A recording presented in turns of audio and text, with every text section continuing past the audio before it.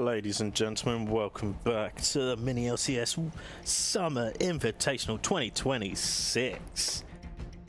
We are in the Weenie Hut bracket.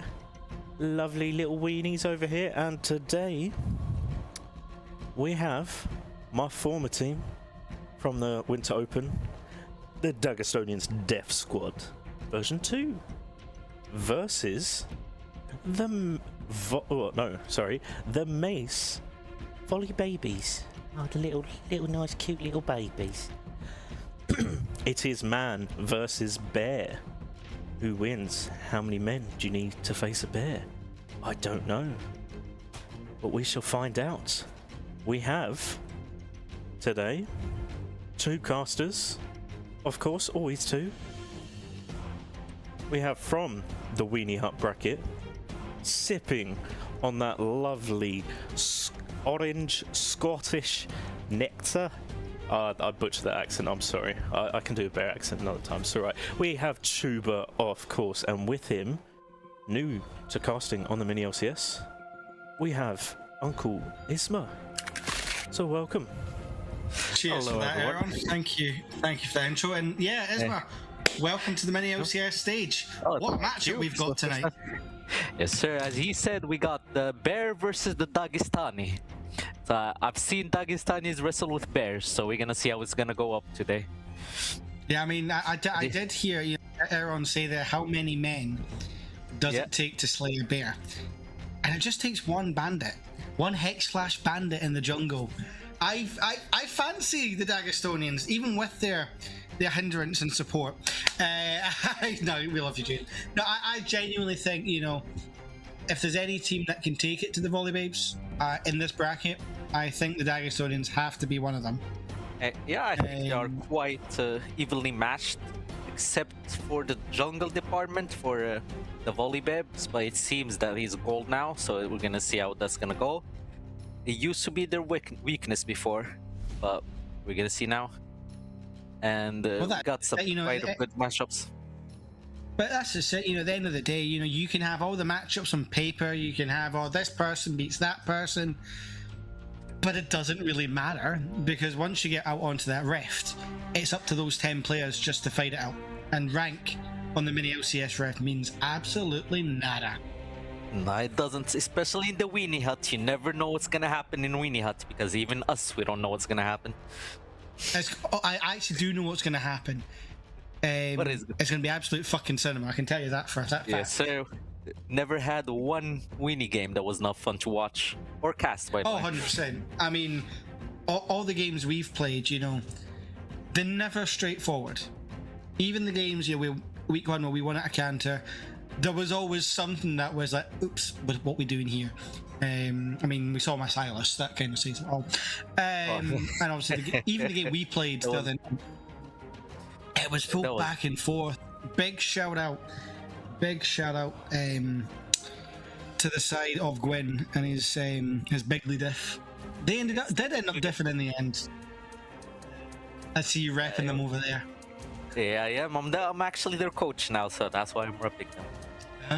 That makes sense. Yesterday we were enemies. Well, that's it. No, good. It was a good. Yeah, no, it was a good fun season, and we are going to jump straight into draft. We see the Volley Babes. They are on blue pick, so they've banned away Vinko's Darius, Corey's Akali, and the Poppy from Expert. While we have the Ash and Zach bans there on the side of Dagestonia. There's no surprises in the bans, except if the Lock ban goes through now. I'm not surprised at that. I mean, Lock, he's one of these champions that people are still learning what to play, but no, they're going to ban the Kayn. I think that's more of a protection ban, because as we see the NA production kicking in right there, as we see the Kayn being backed away. So let's just see what this first pick is. I mean, Lock's up. This is the first game officially. I think we've seen where he's going to be available, but no, we're going to get the Nefiri locked in. Lightly for Spoob in the mid lane here. There could be a flex pick, but it seems like for Spoob, I've not seen their jungler play it at all. No, I mean, I don't know much about this Zoxy guy. I know a lot about the other 4 members of the Volley Babes. But Nefiri's a solid pick for Spoob. You know, I've faced against her. I've played with her on it. A really good champion. I'm interested to see what Corey wants to play into this. Now with his Akali gone, I remember seeing Corey. He struggles a lot against Nefarious, so we're gonna see. It's gonna be quite a thing to see. We are gonna get Jesus Sivir locked in. It looks like we're just gonna lock a bot lane in straight away here for the Death Squad. Well, that Sivir is not just for Jesu. It's also to take it away from Spoob, who is known to play hyperscalers in bot lane, and it's quite hard to play against him when he gets the Sivir. I'm more concerned that the Zeri hasn't been banned, if I'm being perfectly honest. Yep, As someone who's played against before, but we're just going to get a Silas expert coming right out the gate. Yeah, that's ballsy. That could be could be Corey. That could be Corey. But I wouldn't be surprised to see expert pick that up. Oh, it could be Corey. I think it's most definitely Corey. I've seen him play it a lot of times. I've seen him playing against Spoop too. So we're gonna see what's gonna happen. I mean, we know the Volleybabes won't pick a Shyvana here, but Silas into Shyvana is so unwinnable for the Shyvana side. But as predicted, there's the Zeri. Let's see what they could pair it with. They're gonna probably pair it with a Milio or a Milio is not. Zoe is something Tide's been working on. I've seen this Zoe in houses. I've seen it on the Rift. It is a dangerous champ, and there you go. Zoe support locked in for the Volleybabes. Now we're gonna see what they're gonna counter it with the Sivir. Is he gonna go engage? Is he going with another? Are they planning to play the bot side safe because it's one of their weaker sides? What I'm seeing for the Volleybabes is they look at somebody in the dead. So I like this Nautilus here. Yeah. Oh, nice bit of front line. You predicted it. Oh, it showed up before. And yeah, now we're in the second phase of bans. Who are you liking at this stage of the draft more? Are you liking the Volleybabes or liking the Dagestonians? For now, I'm actually liking the Dagestonians because the Volleybabes just looks like it's comfort pick over comfort pick. In Winnie Hut, it's comfort pick is better than anything else. But if we're gonna talk about comps, I like the Dagestonians for now. They have good engage, good appeal for the Sivir, and we're gonna see how it's gonna go. They're banning the Volibear for. I mean, that is a size. That's a size special. The piss Volibear. That's fine. As we all know from in-houses, but we see the Aatrox getting banned. Vinko, now, when we scrimmed against the Dagestonians, Vinko was the carry. Vinko was where they played round. So this will be interesting to see how he matches up into Sai. But as they said in the chat, Volleybabes wins because Sai doesn't have counter pick. He's known to be a weak side. He loves the weak side. If he gets counter pick, they definitely lose every time. Here we see them. He likes the enemy to get counter pick on him. I think we're going to see a blue mid lane pick, so we're going to get a counter pick for the Death Squad. Probably in top lane here would make sense. Yep. Exactly, and that's where Sai shines. He likes absorbing that. Let's just see what we're gonna get. I've seen Sai. He's been working on his Renekton. He's been working on his Ambessa. Let's see where he's gonna go for it now. I don't know if you'd picked. If we're convinced the Silas is jungle, I don't know what. I think you need more tank. Because you need a front line to play around. No, it is a Silas jungle. We are going to get the Coriari. Oof, it is a new thing. Not gonna lie, I like putting expert on the Silas. He's a very playmaker style player. He wants to be around everywhere. He wants to take charge of the map. And especially in a matchup where, you know, you've arguably got one of the better matchups across the Rift. On player levels, given you're one of your strongest, Silas is not a bad pick. I mean, they also are the greatest, don't get me wrong. We see the Cassante from Sai, typical Sai pick. He's gonna play it safe and try to scale up a bit. For now, I feel like the Volleybabes team is all over. There's no synergy. No, there's not. They need a heavy AP here, you would have to imagine. I mean, yeah, you got Zoe. I don't like the draft. I'm not okay. I'm gonna be frank here. I mean, you've got what? Cassante on AD, Wukong AD, Zeri AD, Nefiri AD, and a Zoe support. Nautilus buys armor. GG's. We get a Galio here, or maybe even Galio. We can go any real tank here. Anything works out for them now for top lane. We're gonna see. I don't know. Oh, we're going to go spin to win. Spin to win. Oh, he knows about the Chapati tech. Yeah, I think the Volley Babes have cooked a bit too much. I think so. I think they've went with just what they like playing rather than team synergy. So we're gonna see how it's gonna go. I mean, player-wise, yes, they probably have. No, I don't like the Zoe. I think if you're going to play Zeri, you need an enchanter. You need somebody that's going to buff her up and just allow her to do what she wants. Plus yeah, the Zoe slow's annoying, the hook's annoying. The Soul AP as a support is a bit rough. They do have the Wukong to shred the armor, but I don't think it's enough for him. I just don't think it's. I don't think it's enough. I mean, Zoe can be around the map. She can annoy every lane. I just don't see it. I don't see the angle here. I mean, you look at the jungle. Obviously, you can't pick Shyvana. That would have been completely in on blue 5. But something like a Lilia, something. Even Koth. It's a really shit pick, but it would have brought more of a flavor profile to the Volley Babes here. I feel like their plan was to pick an AP jungler like Malphite or Shyvana or something that has. You just can't pick it. But they couldn't. As soon as you see the Silas, you can't pick it. I think I would have preferred him. Yeah, sorry. I'd have preferred a Mordekaiser on top instead of Cassandra, because that would have solved all the problems. So, but I don't think Sai is comfortable in playing Mordekaiser. I've never seen him on the champion, so I think that's why he didn't go for it. But yeah, I know Sai he'd probably picked up the Teemo top if he had to. But no, I genuinely think this is just 1-0 D'Agostonia looking at drafts. You know, at least on the draft they've won quite comfortably. It did. But it's so guys, the moment you've all been waiting for, the Gambit is live. Let's get those bets in. Let's not have a repeat of the other day where there was only 2 people voting. We see the Volley Babes are getting up first. You know what? I'm gonna put my money where my mouth is. I think DDS are gonna win here. Wait. How do I cancel my vote? No, I wanted to vote the other one and I misclicked. How do I cancel it? You can just up your value. It's fine. So yeah, I mean, everyone thinks the Volley Babes are going to win, and I mean, if you look at pure players, probably, because they've got really strong kind of leads in the suit. You've got Tide, you've got Sai in the side lanes. Spoob is no mean feat, and Zoxy's kind of turn up, but now they've started playing the game a bit more. Whereas you get Jaden, who's joining Jesu in the bot lane. You've obviously got Corey, who's been playing really well in the mid lane. Venko's no slouch, and then you got.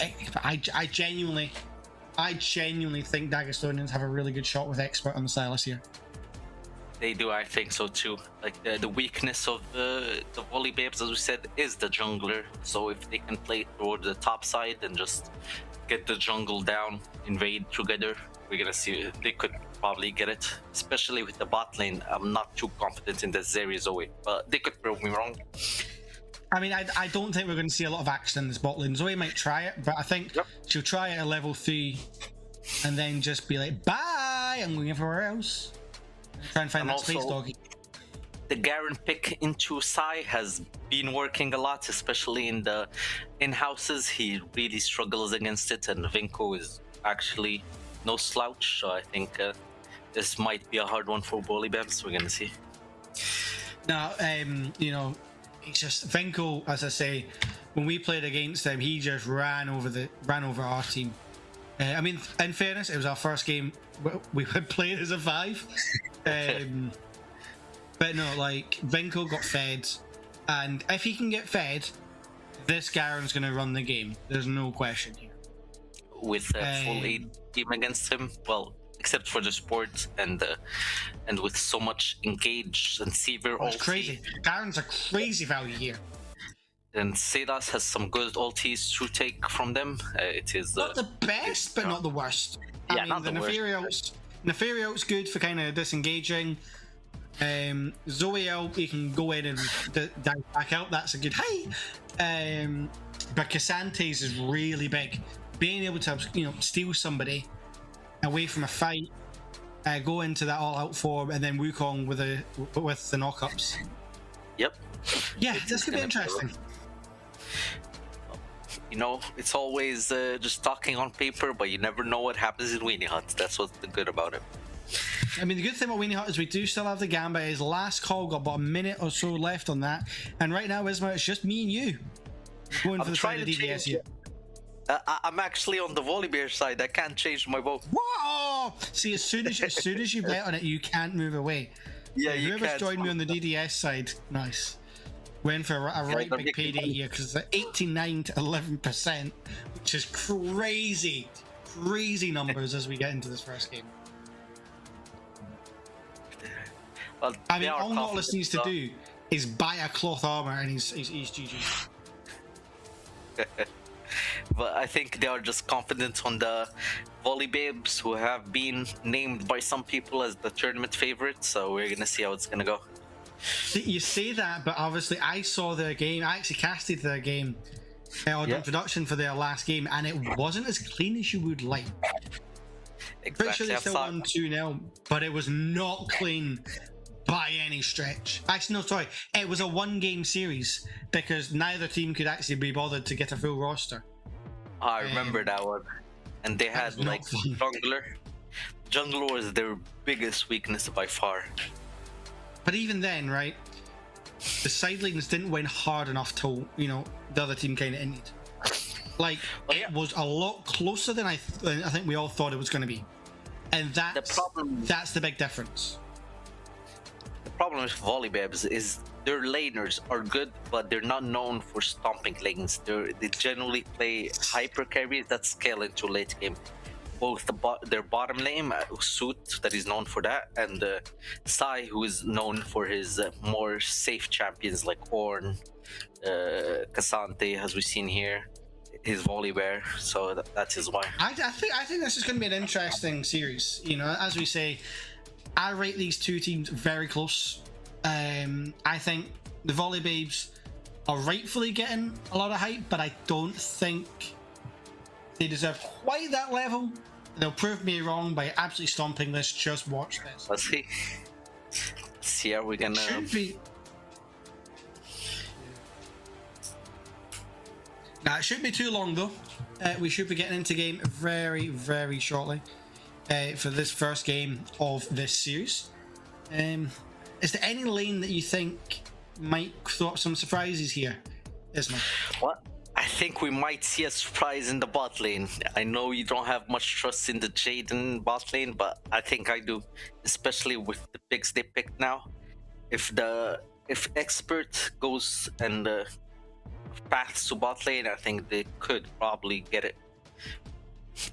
And you will be surprised how fed Sivir is gonna become. Oh, believe me, I know how fed Jesu can get as well. We wax lyrical about Sue, but Jesu isn't a slouch either. Yep, exactly. Both these ADCs are the kind that won't do anything, and then all of a sudden they're getting pentakills. They both have a similar play style. They're both like there's Sivirs, there's Areas. I've seen them on Vayne. They like to scale up and just to become true menaces in the late game. I mean, I think we need a new phrase because obviously up in the top lane we call lanes like that a wet noodle fight. Oh, that's gonna be what we're gonna see. I am interested in seeing the jungle fights.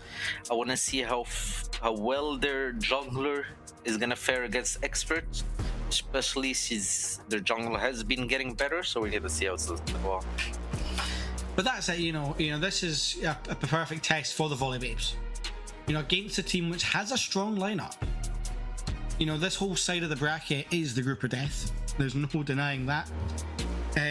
With a lot of these big name teams and this is our first real matchup between two title contending teams. We shouldn't be too far away from getting into the game.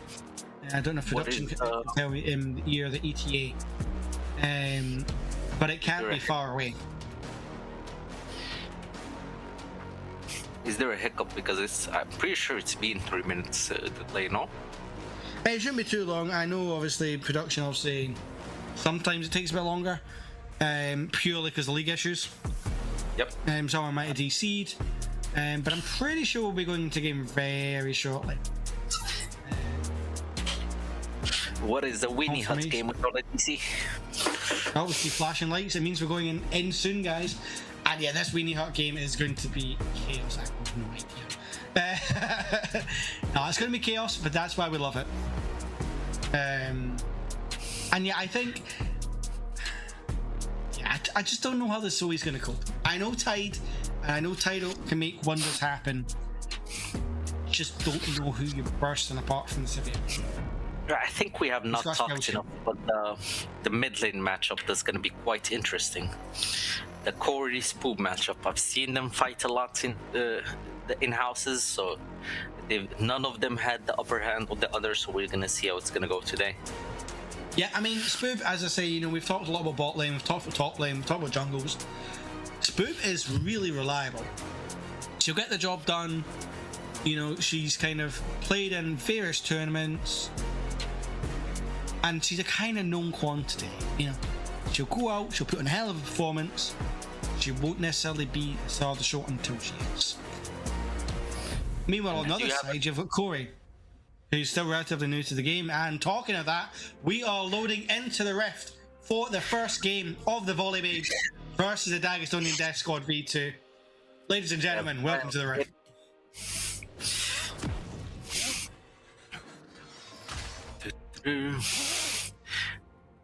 Well, as we've been saying, do you have any idea how the Neferi Ahri matchup goes? Because I am not much of a mid laner. That would be probably be the biggest factor between them.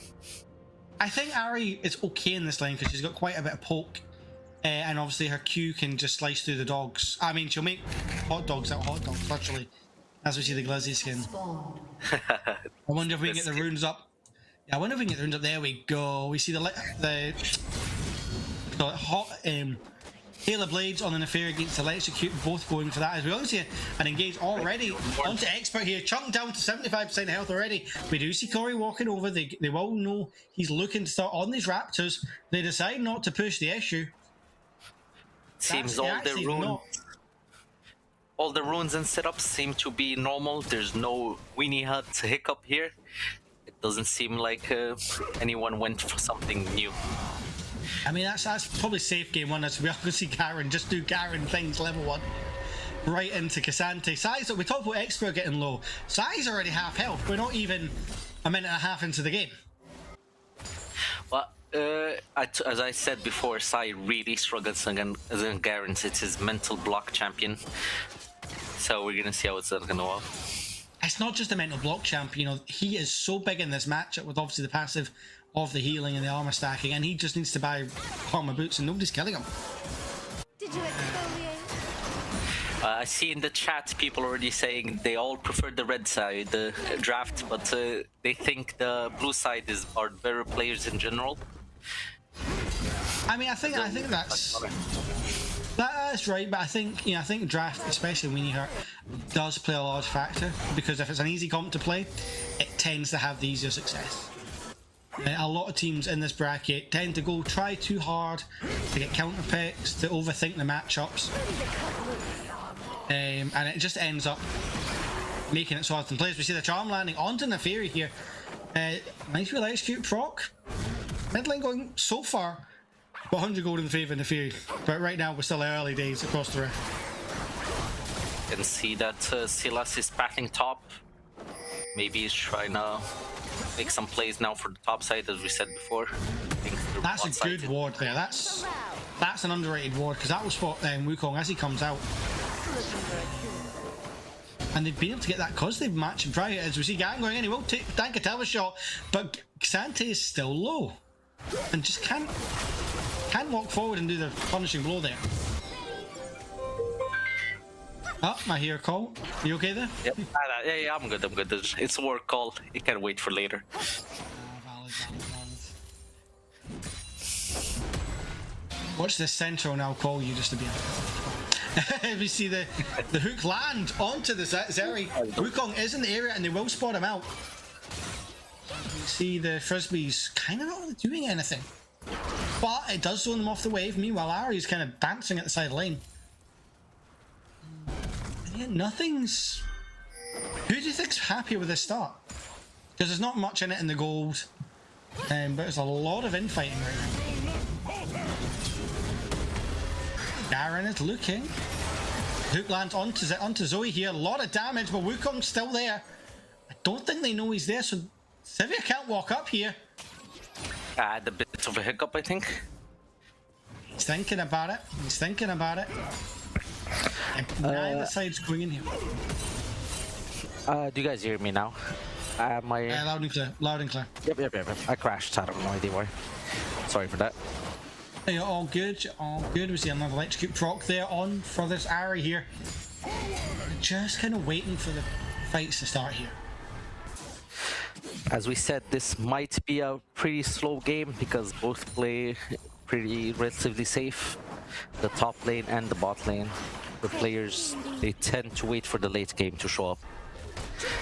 We see the disengage there from the Fair on the Charm as Garen. This Garen is starting to boss this lane. With grace and speed. Like, Sai can't really get anything. The Charm does go wide, but Spoop has to back away. Both of these will be looking for a reset now. Spoop is showing some XP, some farm lead right here, showing her experience and playing it well right now. Yeah, Gunnar Ari is just going to take a nice wee back here. Silas is going to be spotted on the vision around the dragon. They're thinking of back, and Ari's going to TP back straight to mid lane. Wukong is walking there. Zoe's walking up as well. With the turtle port, you're not going to die from a turtle port right now. Ari's just going to look to try and stop this back here, and will do it. Eats a tower shot for her troubles. And that's 3 moved up to mid lane here. Nothing's going to happen. It is one of the least kills Wennie game I saw. By 5 minutes, there should be at least 5 kills now. To be fair, our game 3 versus Bigley, it was a really slow game until it wasn't. Like, both sides were very kind of... It felt when we were playing it, like neither team wanted to lose, and then we fought round Herald and Zahen did Zahen things. So we just need a kill to start the kill fiesta right here. Literally. And that could come here on this area. Samir's going to pound a lot of damage into there, but not much. The Frisbees are bouncing off the minions. Just going to walk away, but Silas is hovering in the area. As we see the flash from Garen. Looking to get the ignite onto this Kazanti. Kazanti does go out, but decides not to take the Garen with him. I don't know if that was meant, but that's going to be flash. Clean escape. It was a good escape. That's flash on both top laners and ignite on this Garen. Zoe looks to kind of sleep this Nautilus, but Zeri just pops it just before she gets there, so she probably doesn't get the full value of that. And that's a lot of plates there just for this Ari here. He's caught right back up in gold. Seems they're not. They're gonna let the Drake go, and they're looking to go back to farming. Oh no! As I said, they are looking for the Drake. See, this is one of the things in Weenie Hut. Teams can be very hesitant to pull the trigger on that first strike because everyone's just trying. I find they try too hard to get control. But we all know this can be an easy take, nice easy vision. Expert's not really interested. He has got a CS lead. And I think he'll be looking to play for grubs with the way Binko's playing right now. Seems that because Binko's priority, they will take the grubs afterwards, but for now, still not deciding. They did pull the Drake quick. There was a good Drake call. It was the best time to do it. I mean, it was okay. I think had you pulled the trigger a bit earlier, yes, it'd been good. Because now the Silas has had chance to kind of get a lead onto this Wukong. He is going to be first to these grubs, which are spawning in about 40 seconds time. And they've now just got complete control over this top river here. I mean, Zoe has walked up, the Scuttle will just fall. They will Mid spot lane. the Nautilus. Ari's going to go all in here, looking for a fight. Doesn't quite get it. Does pop the unvulnerable from this Neferi. And Neferi says, well, I'm going to go in. That's the first blood. Spoop onto Corey. Stresses out, but she's probably going to pay her life. It's not as well on the hook, but the dog does enough. And she's And out. that could be big. Yeah, we did not talk enough about this mid lane that is proving this game to be the game changer. Talking to game changers, Garen is just going to spin on Cassante's head. Doesn't quite get low enough, but now Nautilus is here. We are going to see the Wukong soloing out, be doing a lot. Venko will just Demacia the hell out of that Cassante, and the Wukong is going to go down to Venko as well. We talked about top lane being the Dagestonians' best win con, or at least from the scrims, and it looks like it's going that way, but Expert can't quite do these scrubs yet because Neferi's walking up. Ari is going to match. Nautilus is going to kind of zone off the Neferi. Garen is there in case of a re-engage. I think if Garen went committed on it, I think it would have been a more tricky situation for Volley Babes. But as you said, they're too hesitant right now, especially it's game one. They don't want to give up anything. And yeah, here we go here. We see the Cyclone coming in. Demacia on the Cassante, and Expert just eats a bit too much damage there in the middle of everyone because of that Ignite from the Neferi. How about some foul play? Yeah. But it's a gold lead in favour of DDS, and the Volley Babes didn't rush the grubs, so they are going to be able to go back, and it should just be a nice easy 3 grubs for the Dagestonians. Although we might get an engage. It seems they are going to try. Sai is moving faster than... I'm getting PTSD around this pit, I tell you, from Arcana. We are going to see Zoe steal the first one. This might just go wide from Expert, as Expert will just have to jump out the play. It is going to be a dead Nautilus, and Expert looks like it's going to go down as well. Does steal the Neferio, doesn't quite get it, and Ari's going to fall as well. Spoop is on fire, and the Dagestonians are terrified. It seems this was a bit of a mistake from the top laner, not going with his team. It must have been a miscommunication. Especially since he is the one with the skills. I mean, if we look at the gaps now, you know, you got 1.3k here in the top lane, 1.3k in the opposite way in mid lane. Spoob obviously heard the pre-game and was like, why are we talking about top? Why are we talking bot? Why are we talking jungle and support? What about me? And she is absolutely dominating this matchup so far. 1.3k up after 10 minutes. She has had the better roams, the better 1v1 fights. She is out-skilling Tori for today. I love Xante's build here. Just give me armor. Just give me plenty of armor against this Garen. Might actually be able to play the game. Oh, but he does get a nice Q3. Now he's going to go all out on the tower. Garen has to flash away. Good mini outplay there from Sai, and that could have been even better. Sai might have been behind gold, but his movement to the grubs being first Minus there one. and helping his team. -1 on that cannon there, Vinko, -1. We are going to see. This bot lane is just so chill. As I was saying, although Sai seems behind right now, just that one play where he was with his team, more coordinated, came fast, it helped them secure so much for the team. Well, that's it. We did get both flashes burnt from the supports there, Tide having to flash away from the Nautilus hook. Jaden's hooks haven't been too bad this game.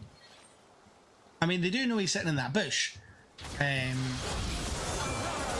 There is still a 20 CS gap between the two bot laners, so although it is a bit more passive lane, we can see that Suit is showing himself as the most experienced bot laner there. Definitely. I mean, we talk about that though, but the biggest lead on the map is this top lane. And I really think that's DDS's win con here. You have to play around Vinko. But we're committing 4 men here bot, as we do see the Zeri outcoming. Neferi is going to go in. Remember, Neferi is the most fed man match. She's going to pick up, looks like pick up another with the Ignite here. If Zoe doesn't steal it, but no, Spoop will go on a rampage, killing Jaden once more. And you need to shut down this dog. Call the pest control, because Spoop is rabid right now. But she has been doing the better moves in this match. You've seen her everywhere. You can see her everywhere in the map, and Corey just cannot contest her. I mean, if you're a TDS, you know, you've got your top lane fed, you need to play around that win con. Losing the 3 grubs is a huge negative. But we are going to see Ari be hidden from vision here. Sai has to be careful. He is going to push the wave. Ari decides to walk the other way. Meanwhile, we see Spoop just terrorizing Expert in the jungle.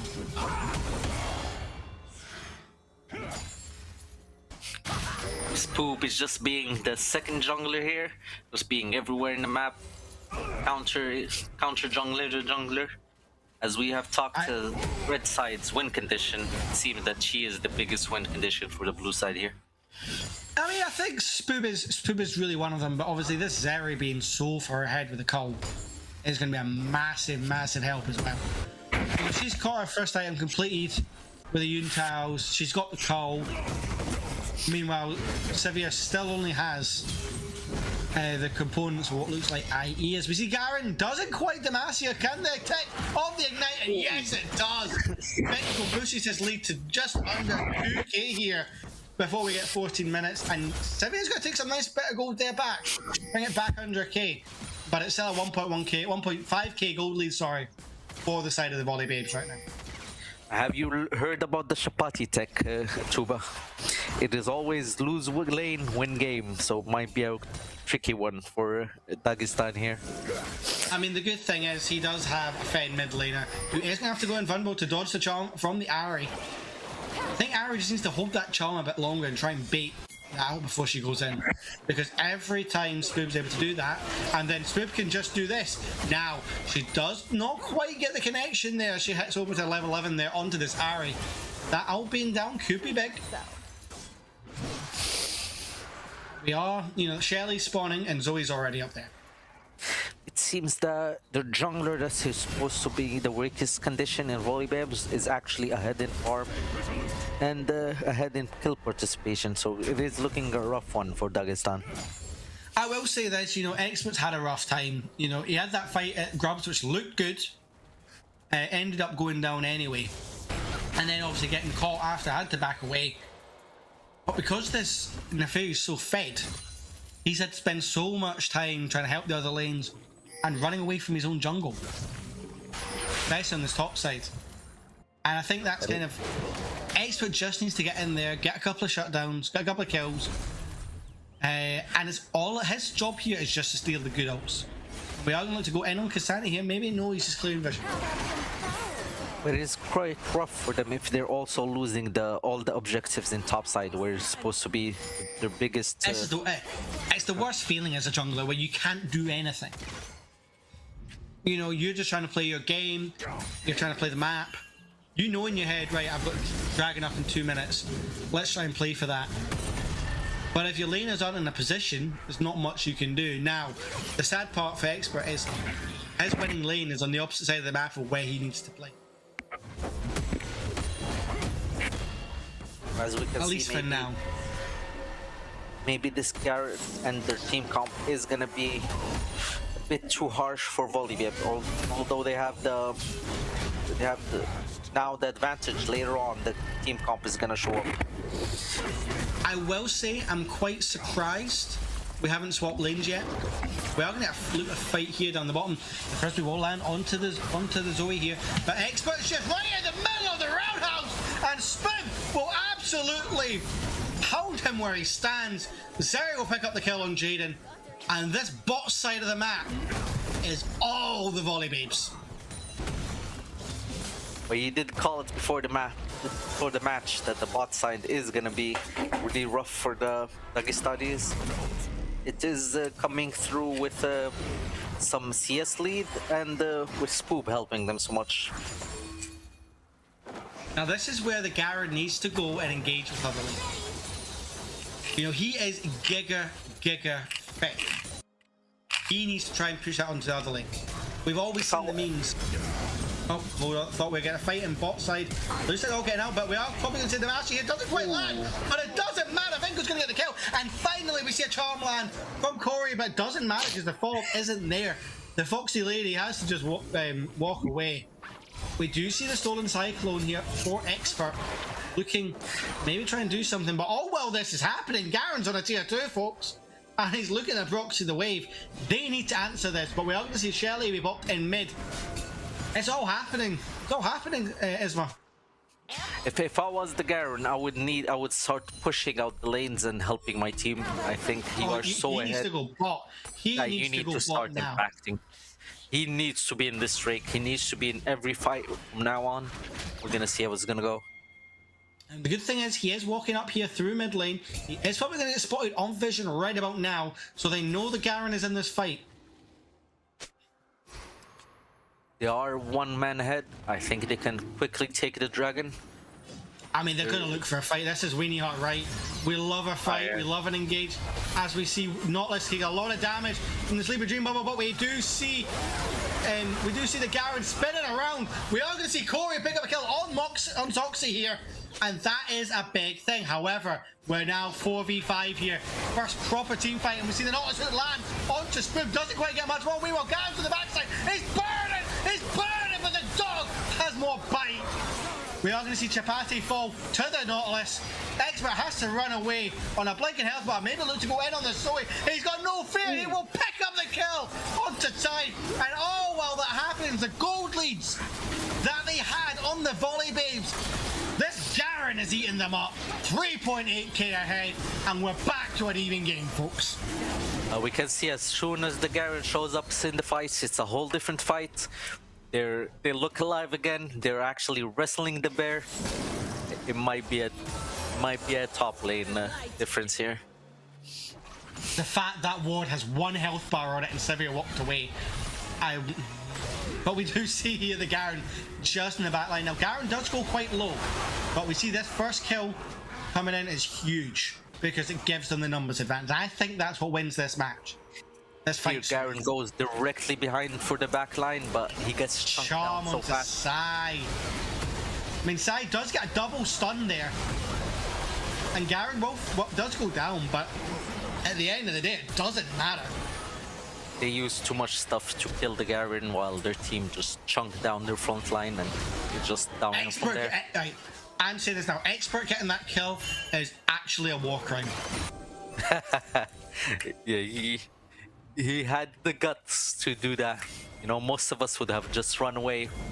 Oh, talking of running away, that's what this K'Sante needs to do. He does have the Zoe and the Wukong in the air, but doesn't really matter. He goes all out behind. But now we see Expert with the K'Sante out. Garen is just going to get to walk away as the Expert going in. Garen is going to get blown up by Zeri here. And as Expert, he's just slain where he stands. He should have chosen. He could have chosen to either escape or engage, and he seemed really hesitant to do anything. He just stood there for a long time. And that is a T1 Baron, folks, if I ever saw one. I mean, they are going to get a bot side tower. I don't think you kill it fast enough. It is going down. Expert's probably not going to be up. But if anyone looks on this, not only resistance is shot. I think Dagestanis should have contested this. But I don't think they knew.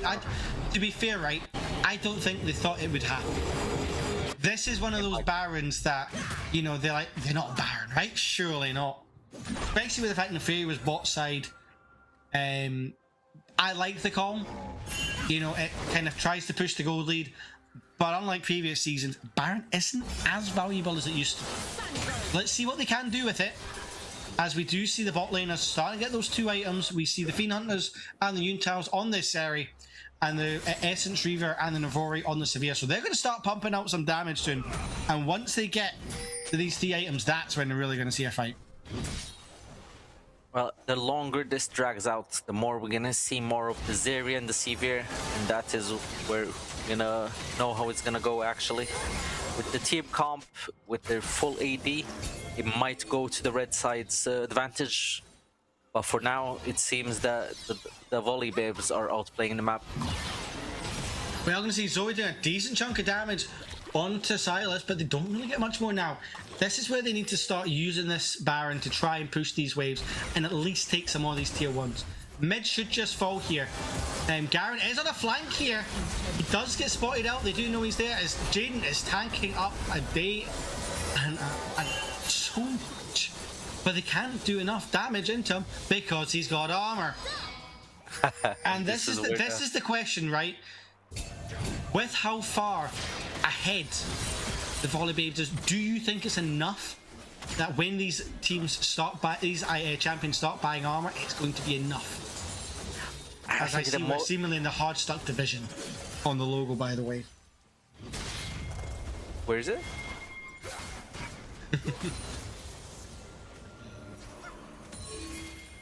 Nice wee technical glitch there, but we are going to see the dancing around the river now. It's still a minute to Dragon, and they're looking for a catch. Problem is, there's vision everywhere here.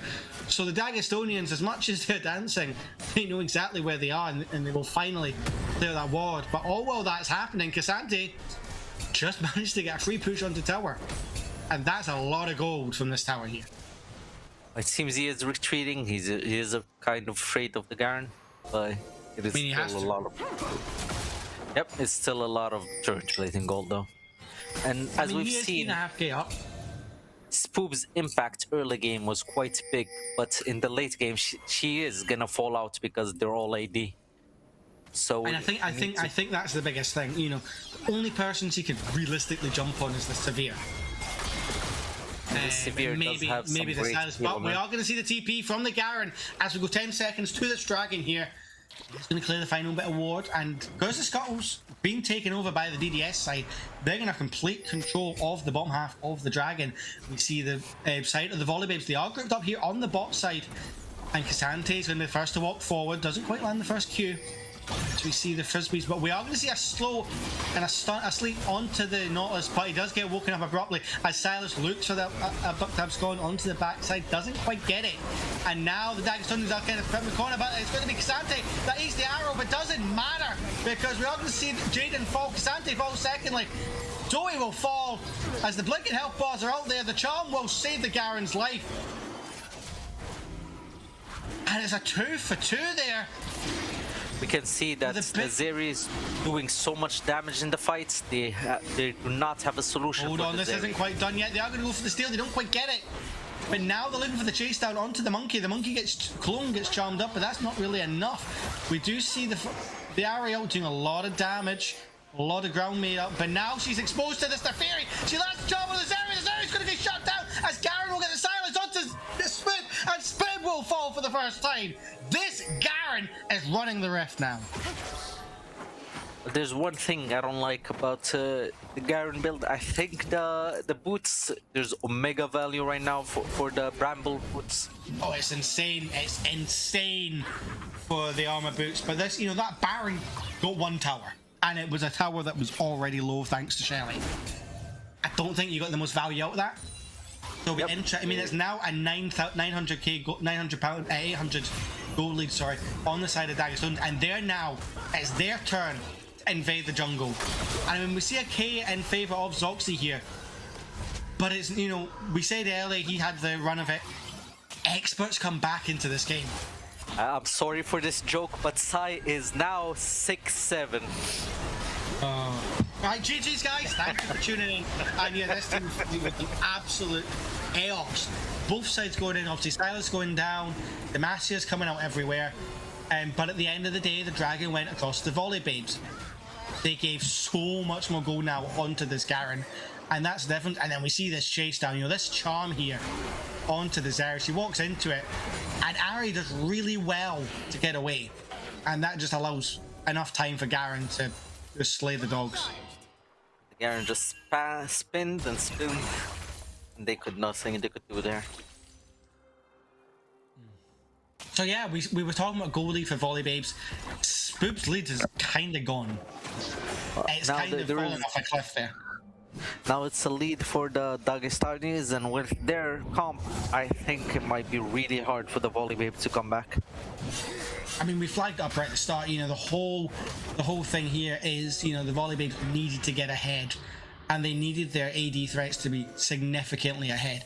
And whilst the Zeri is scary, the fact we've got a full armor team near enough, it's just scary. And this Garen's able to just get right onto the backside, and the Monkey is just dead. Oh, sigh. It does get locked there though.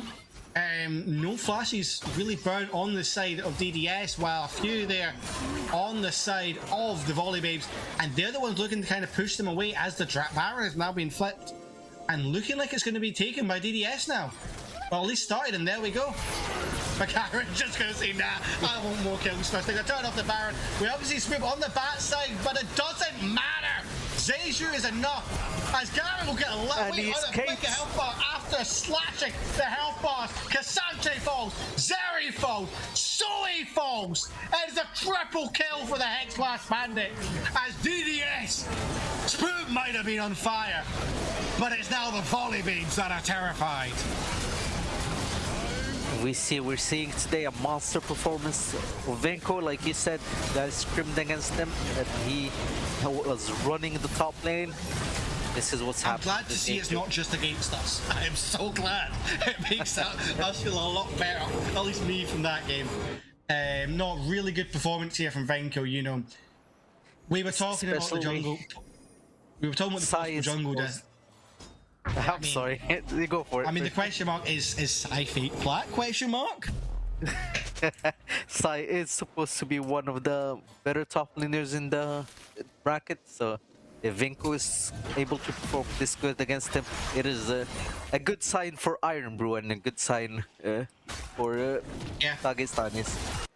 No, definitely, and I do think obviously the DDS comp is a lot easier to contribute, and that has to be a factor. But just talk about this players. Well, here it's just Garen running it in and just getting everything like a crazy mad lad. Yeah, it is not the first time he does it. Last play he did that too. Once it might be luck, twice is definitely fine. It's the aura he has, just being able to say, I'm just gonna walk up to the last one, like, don't mind me. No. He's like, I'm out of here. I got what I wanted. As we can see, there is close to 100 CS lead in the top lane. I mean, that's what Flame Horizon. Look, we probably could definitely get that. As Wukong the clone just gets chunked out, and that's it gone. As now DDS are going to look to stop Soul for a second time here. And you look at this damage on the Garen. Holy. He is quite running this game. He took the first skin and he ran with it.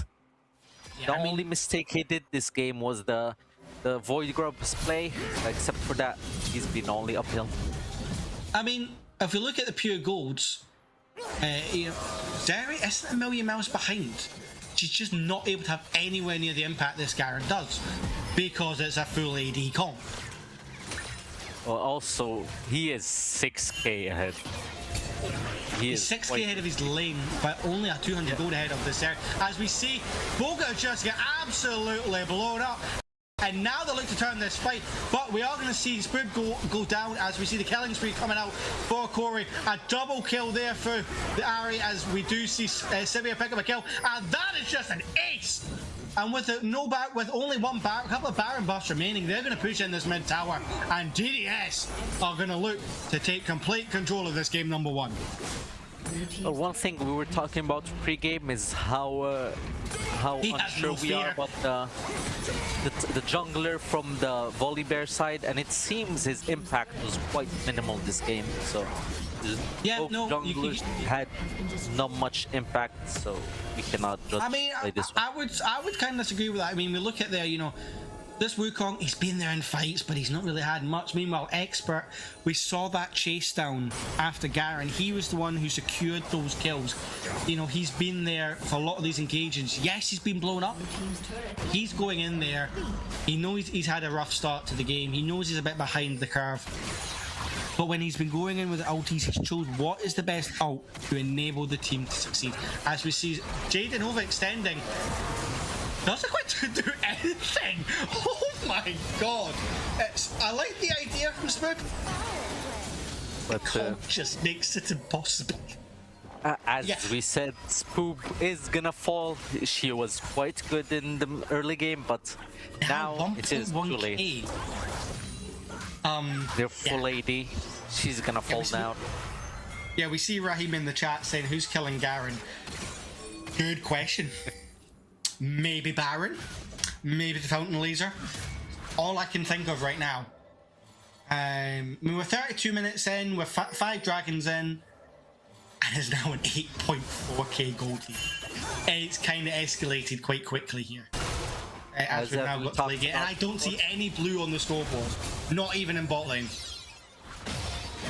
He has turned because they started team fighting, and the team fight, the team comp is so skewed for the red side that as soon as they start team fighting, it is done.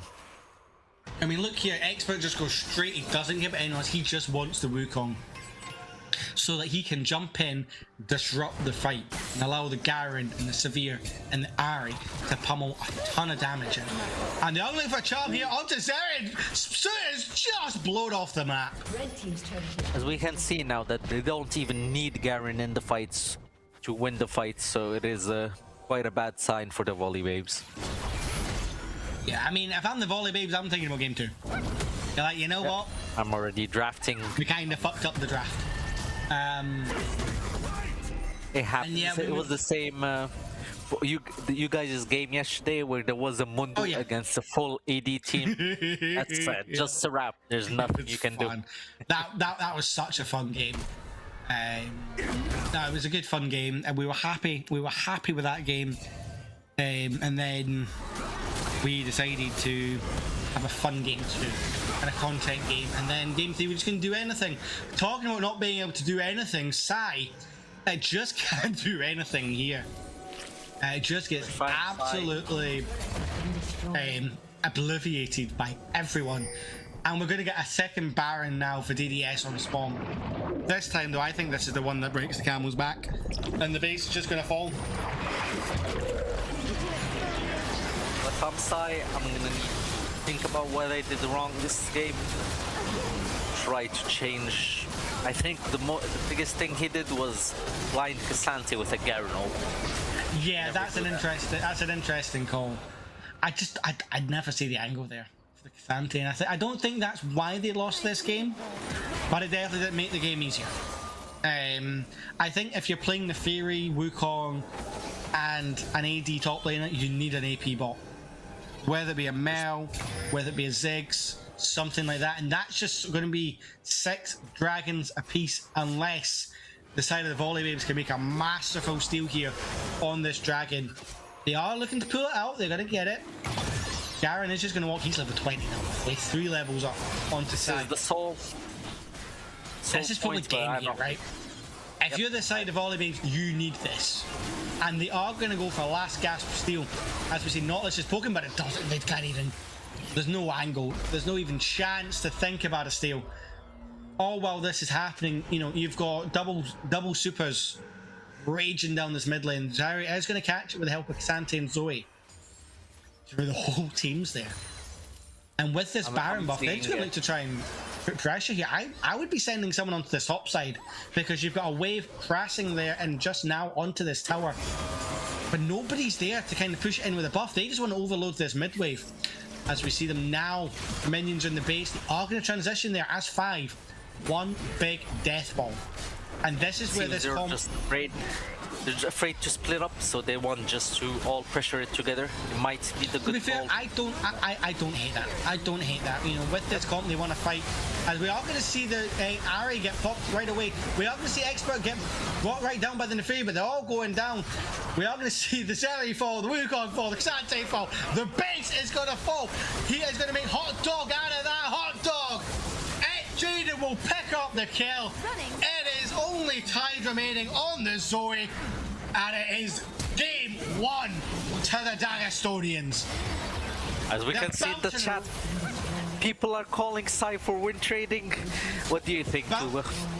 They're bouncing back from that harrowing defeat to the side of the Holy Power, and it will be a dominant in the end. It was a bit rough in the start, but a dominant end to that game number 1 for the Dagestonians. And if you're a fan of the Volley Babes, you gotta hope they can get the draft sorted, because that, I think, is what cost them. And thank you for the coins. I love you all. I am unlucky for clicking mistakenly on the volley bears when I wanted to click on the red side. Hey, the bank of Iron Brew Esports, thanks you very much. We'll be able to buy everyone a can of Iron Brew for the next game now. But yeah, we'll probably take a break very shortly, and then when we come back, we'll be not long before jumping straight into draft for game number 2. Let's see if the volley babes can come back. See you soon.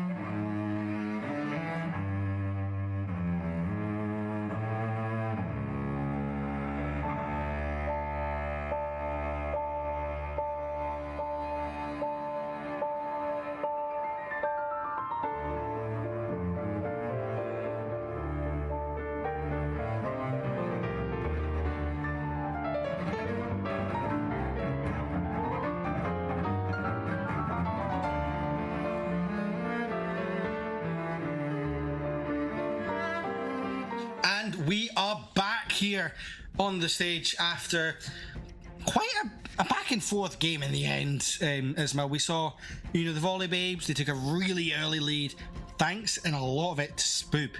She was the only lane that really dominated. The problem was, though, an AD assassin into a team when there's three other AD champions and your only APs are support, you're kind of going to fall off rather quickly when there's a Garen on the map.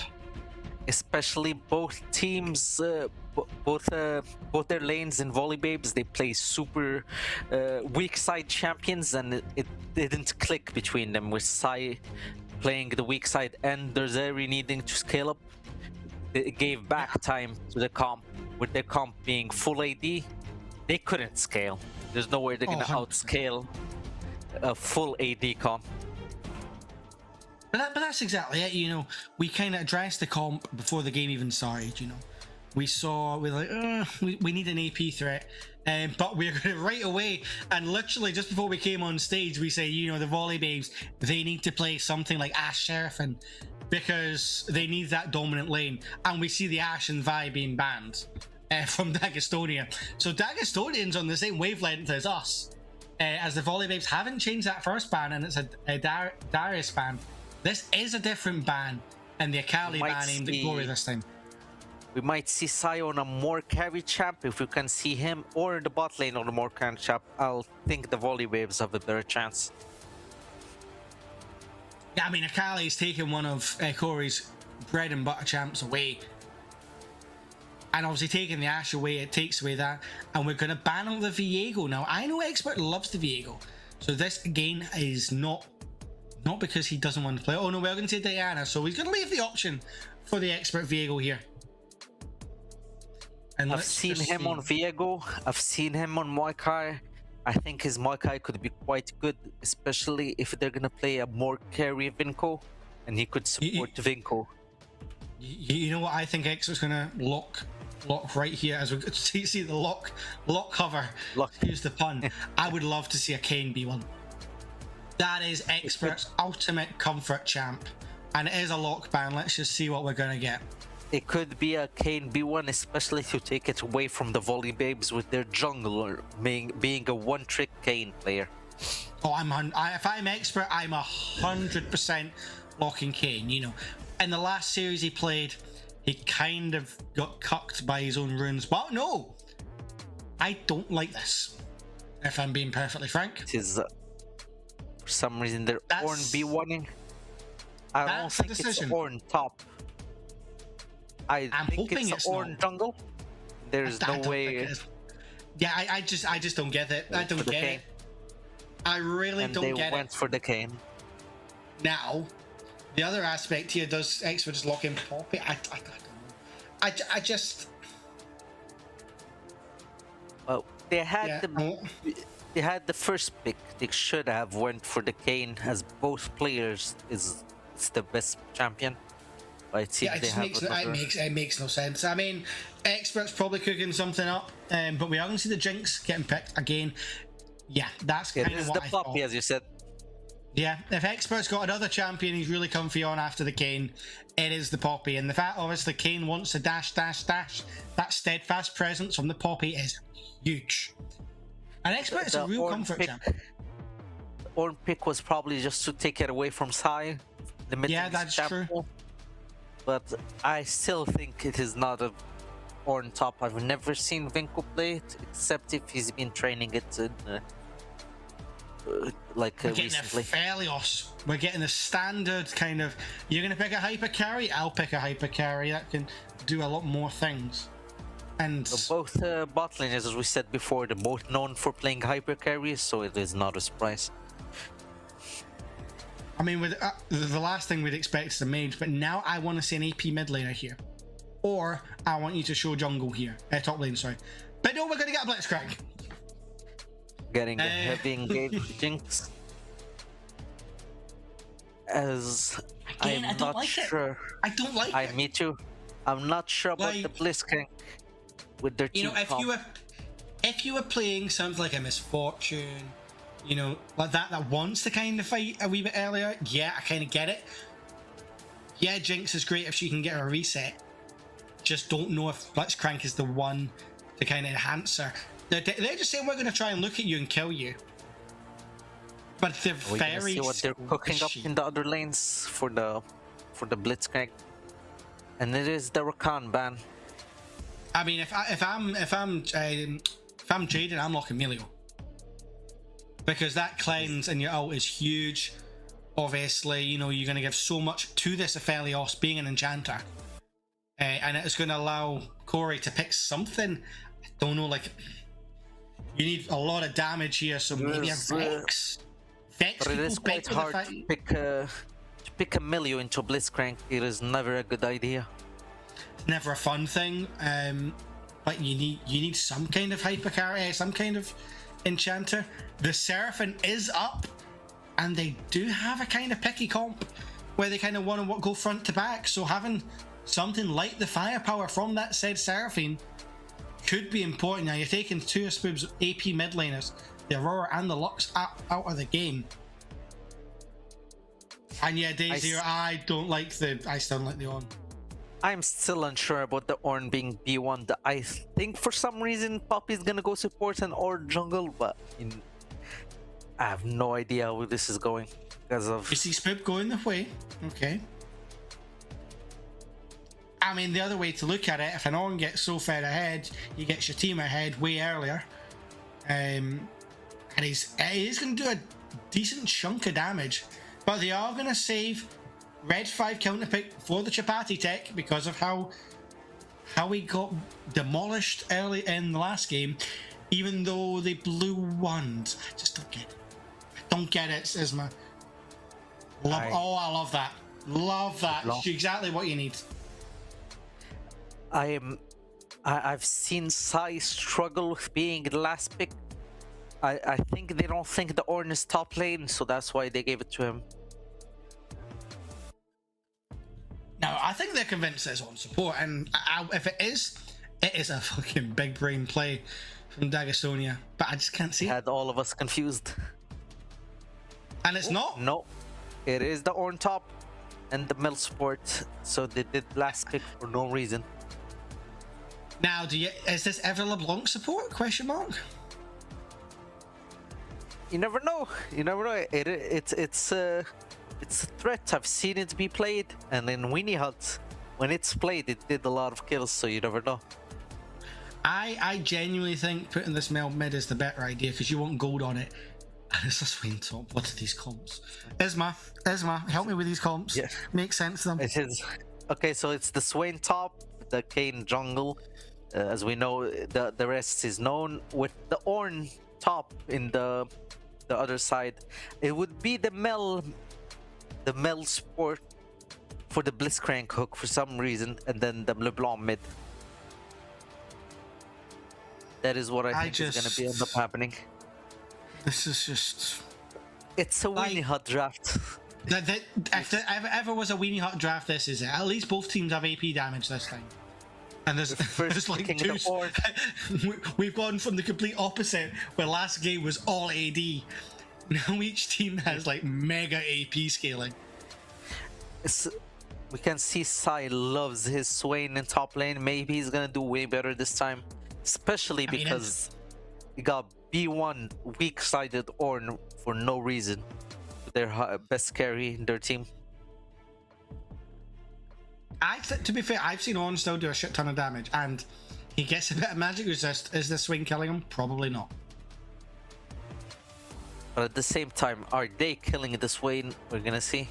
You can just. I mean, you've got Aphelios, and we know how damaging Aphelios can be. And one thing that we didn't talk enough about in that last game, I'm pretty sure Zexu didn't die. Zexu did in fact not die. He is that went under the radar. That went right under the radar. And putting him on a champion like Aphelios is a very, very dangerous threat. And yes, it's his Gamba time. Who do you got all asked over here? Oh, no question. I'm going versus Ref 2-0 here. I'm gonna go. Not even a question here. I'm putting a nice 3k on the side of DDS here. I think I am with you here too. I'm not a big fan of the Volley Babes comp, but the other comp is just as weird. I mean, I don't like either comp, if I'm being perfectly blank. Like, whatever one of these two Noxian mages they put bot lane, they're not doing it right. Because there's so many better picks that will just engage the Aphelios a lot more, can follow up on the Poppy on engage. One thing I still didn't see in Winnie Hut, still never saw a mage bot laner ADC when it is super strong in Inventor right now. I've seen a few Zigzies. I would have to think, but I'm pretty sure we have in other games.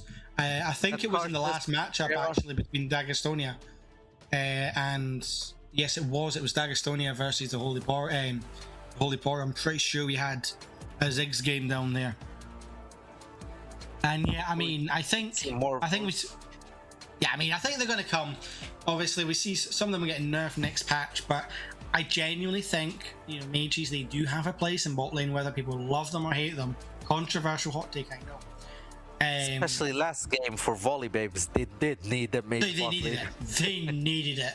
If that was ever a situation, you just lock a Ziggs, you lock the Mel, you lock even the Cassiopeia we've seen in MSI. You lock one of those champs, and the game is so different. Even Vel'Koz, right? I never thought I'd see the day Vel'Koz as an APC. What? The Seraphine too? Is quite strong as an APC right now. Oh, Seraphine. So, your favorite champion. This is my TED talk, guys. Seraphine is not a support. She does way too much fucking damage. She's got way too much CC. End of TED talk. End of discussion. Because I know it's very controversial. She would have been great in either of these comps in the last game. But I would have say if there was ever a game to play a support, it is this game for Dagestonia instead of either the LeBlanc or Mel. You just get so much more benefit in team fights. Yep. I just don't know who you're reflecting as Mel, so the value's not there. I think the only thing it's reflecting is auto attack from Jinx or his rocket or the Blitz hook. Yeah, or the Super Mega Death Rocket. Yep, that's the only thing. Well, we forgot about Wei. The Wei fear can be reflected too. Oh no, Wei! Can't believe we missed the Wei. Yeah. We keep on forgetting about the mid lane for some reason. Yeah. Here. To be fair, right? It's because both. Yeah, and that's credit to both of them. But I think that's because they've gone for the most meta champions. Whatever one core is playing out of LeBlanc and Mel, and obviously the Wave for Spoob, they're very meta. And both these players, they're not as much as Spoob stole the early game. They're not necessarily the win cons. We talk about Suit in the bot lane. We talk about Venko in the top lane. They play a massive role on their team, but they're all playing around these other carries. Let's see the jungler in Volley Babes who is in his comfort one trick and how he's gonna perform this time, rather than last time where he did get more assists, but he was never good in the fights. It seemed that he was just there being a body bag. Well, that's it. Last shout. All the bets were currently again heavily skewed to the Volley Babes. Almost over. It's actually over double on the DDS. So if you want to get some Gamba coins in, you gotta bet on DDS right now, because that's where the value is, folks. But otherwise, the Volley Babes, they are going to be clear favourites from the fan vote. I just can't see it. I just don't know when Quan gets magic damage who's really going to kill him, because Jinx isn't going to get to free fire. Let's see if the LeBlanc is gonna take care of the Jinx before she gets any refreshes, any kills, and then she would be a problem vs them. I will say, Expert being on the Poppy as a champion, he can do a lot more. On the Silas was impactful. It was just a bit squishy. On this Poppy, he will be right in the heart of it, doing so much damage. With both going with hyperscaling ADCs again, they might be the difference again. Last fight with the 0 deaths on Jesu and the Zeri being so much damage for the team. It might be the difference maker, might be the bot lane this time. Hopefully it won't be too long till we get into the game. I mean, I think we're going to have another game where Mace will get a nice lead in mid lane. Bot lane will be a wet noodle fight for the first 20 minutes. And I fancy this on to do some decent damage to the Swain very early on. I don't think Swain gets to play the lane, if I'm being honest.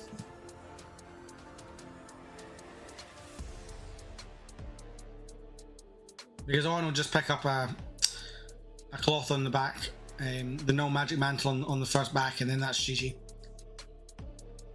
Well, we are waiting for the game to start. What do you think about this top lane matchup this time, Chuba? Last time it was quite a bloodfest where Vinku carried it hard. But I think you're going to see I think you're going to see a giga ahead on at 20 minutes. We're going to see I think we're going to see a repeat. Like, I just don't see how you're killing this on out with this Jinx. Like, you've got double AP carries on the side of the volley babes. Ornn just needs to buy a bit of armor, a bit of magic. He doesn't even need to buy, remember. So he can be in that lane, just sucking up all that XP, all that gold that not even Garen could do in the last game. But if the Swain not the pressures him enough, but he could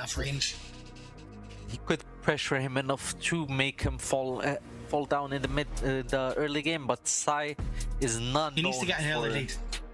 Yep, Sai is not known to be well against scalar champions. He likes playing himself as scaling champions and play it safe. I mean, Swain is a scaling champion and in a team fight can do a lot. But, ladies and gentlemen, we are going into game number 2. This time the Dagestonians are on the blue side, the Volley Babes on the red side, and we are jumping right into the MSI themed rift here. Here we go.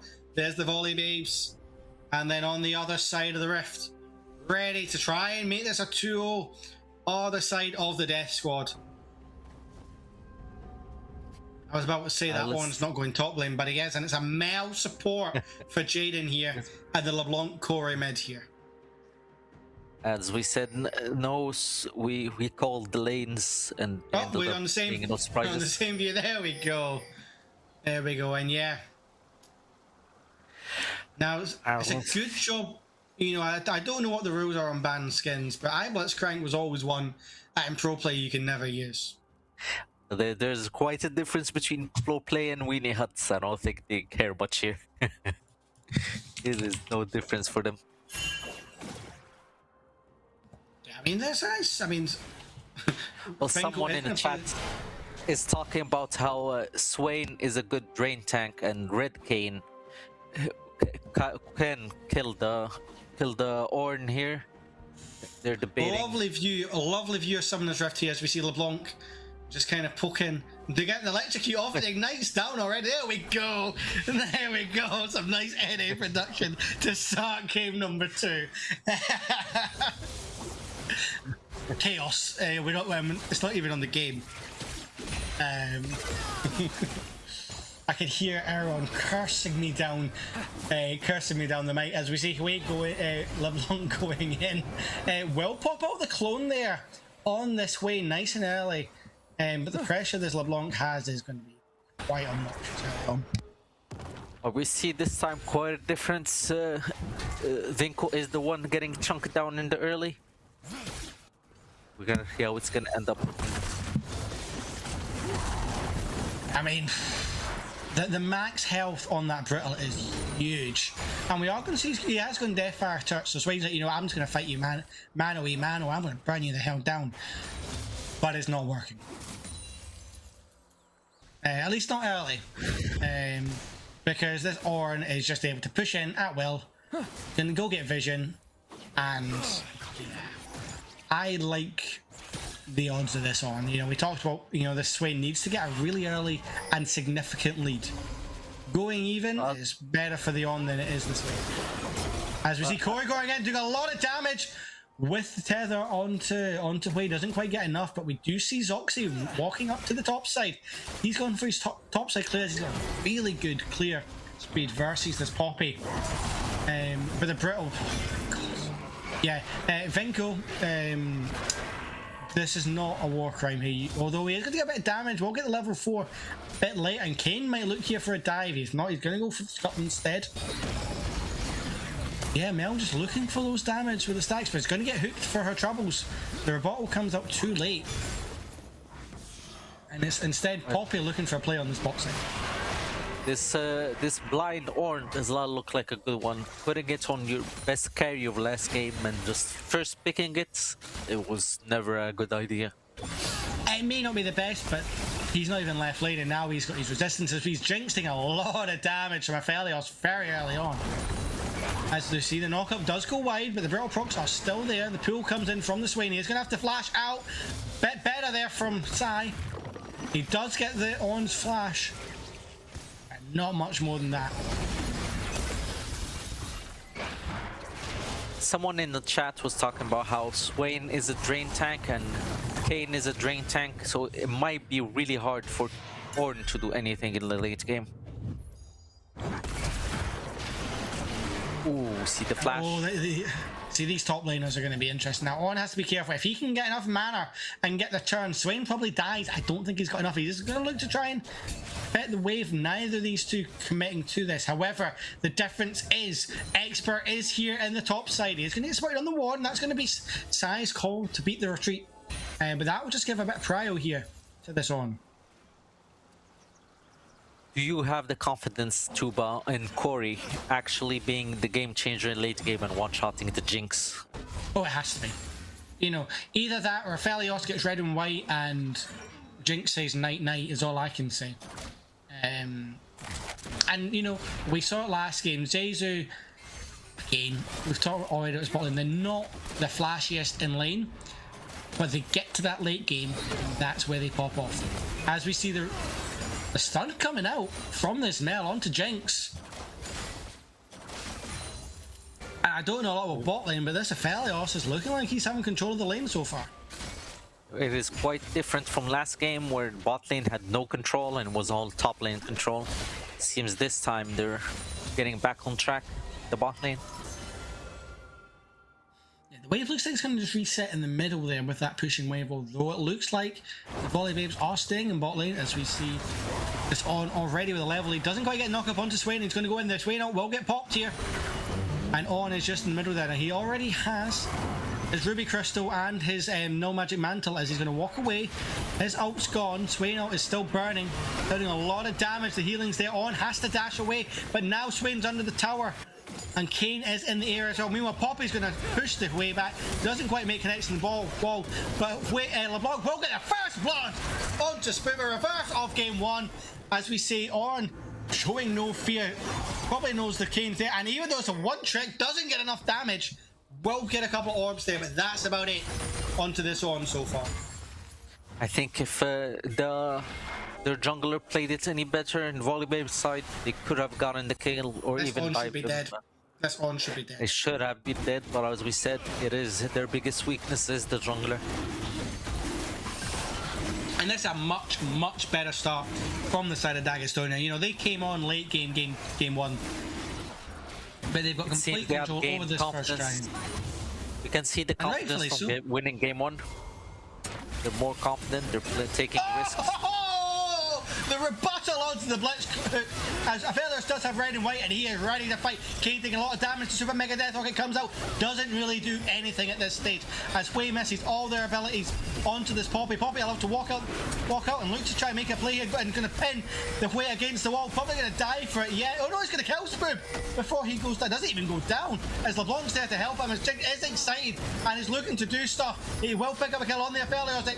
But we are going to see Zoxy get a kill onto the Mel, onto the Poppy, as we do see LeBlanc escape. A 2-for-1 in favour, sorry, a 3-for-2, sorry, in favour of the Volley Babes. And that's put some nice gold onto the Jinx. Wow, this Poppy... This was a big mistake from the Dagestanis. They should They have just all gotten out after the kill, but they agreed for it, and Jinx took reset after reset just to kill them. But I mean, that was the first real action we've had. It's now about 700 goal lead for the Volley Babes. Remember, they had a lead last game as well. Yeah. How do you think it's gone compared to the draft? I think it's gone quite like we thought it would. Draft looks like it's gonna be a quite even game. It is a quite even game, but none of them has the early game lead. It seems that's how it's going. Yeah, we are going to see On take a lot of damage from the Swain, and he's probably going to go down here. I mean, yeah, there we go, Chapati. The Chapati tech coming through, but oh, he's hoping he win lane, win game. Yeah, because last game he lost lane and lost game, rather than win. Maybe the curse is broken. It's finished. I doubt it. I really doubt it. I really doubt it. I'm quite so if you're a fan of Volley Babes, that's Oliver. probably a negative. No, in all seriousness, well played there from Sai. It looks like, is that a mandate? First question mark? He is playing more confident, a more aggressive top laner this time. As I said, if he plays more aggressive top laner, he might have a chance. And it turns out to be so.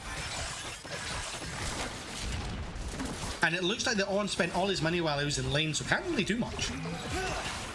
As we do see the grubs going over to the side of Volley Babes. That's 2 games. Oh my god. The damage on Aphelios is disgusting, and I still have no idea what he does.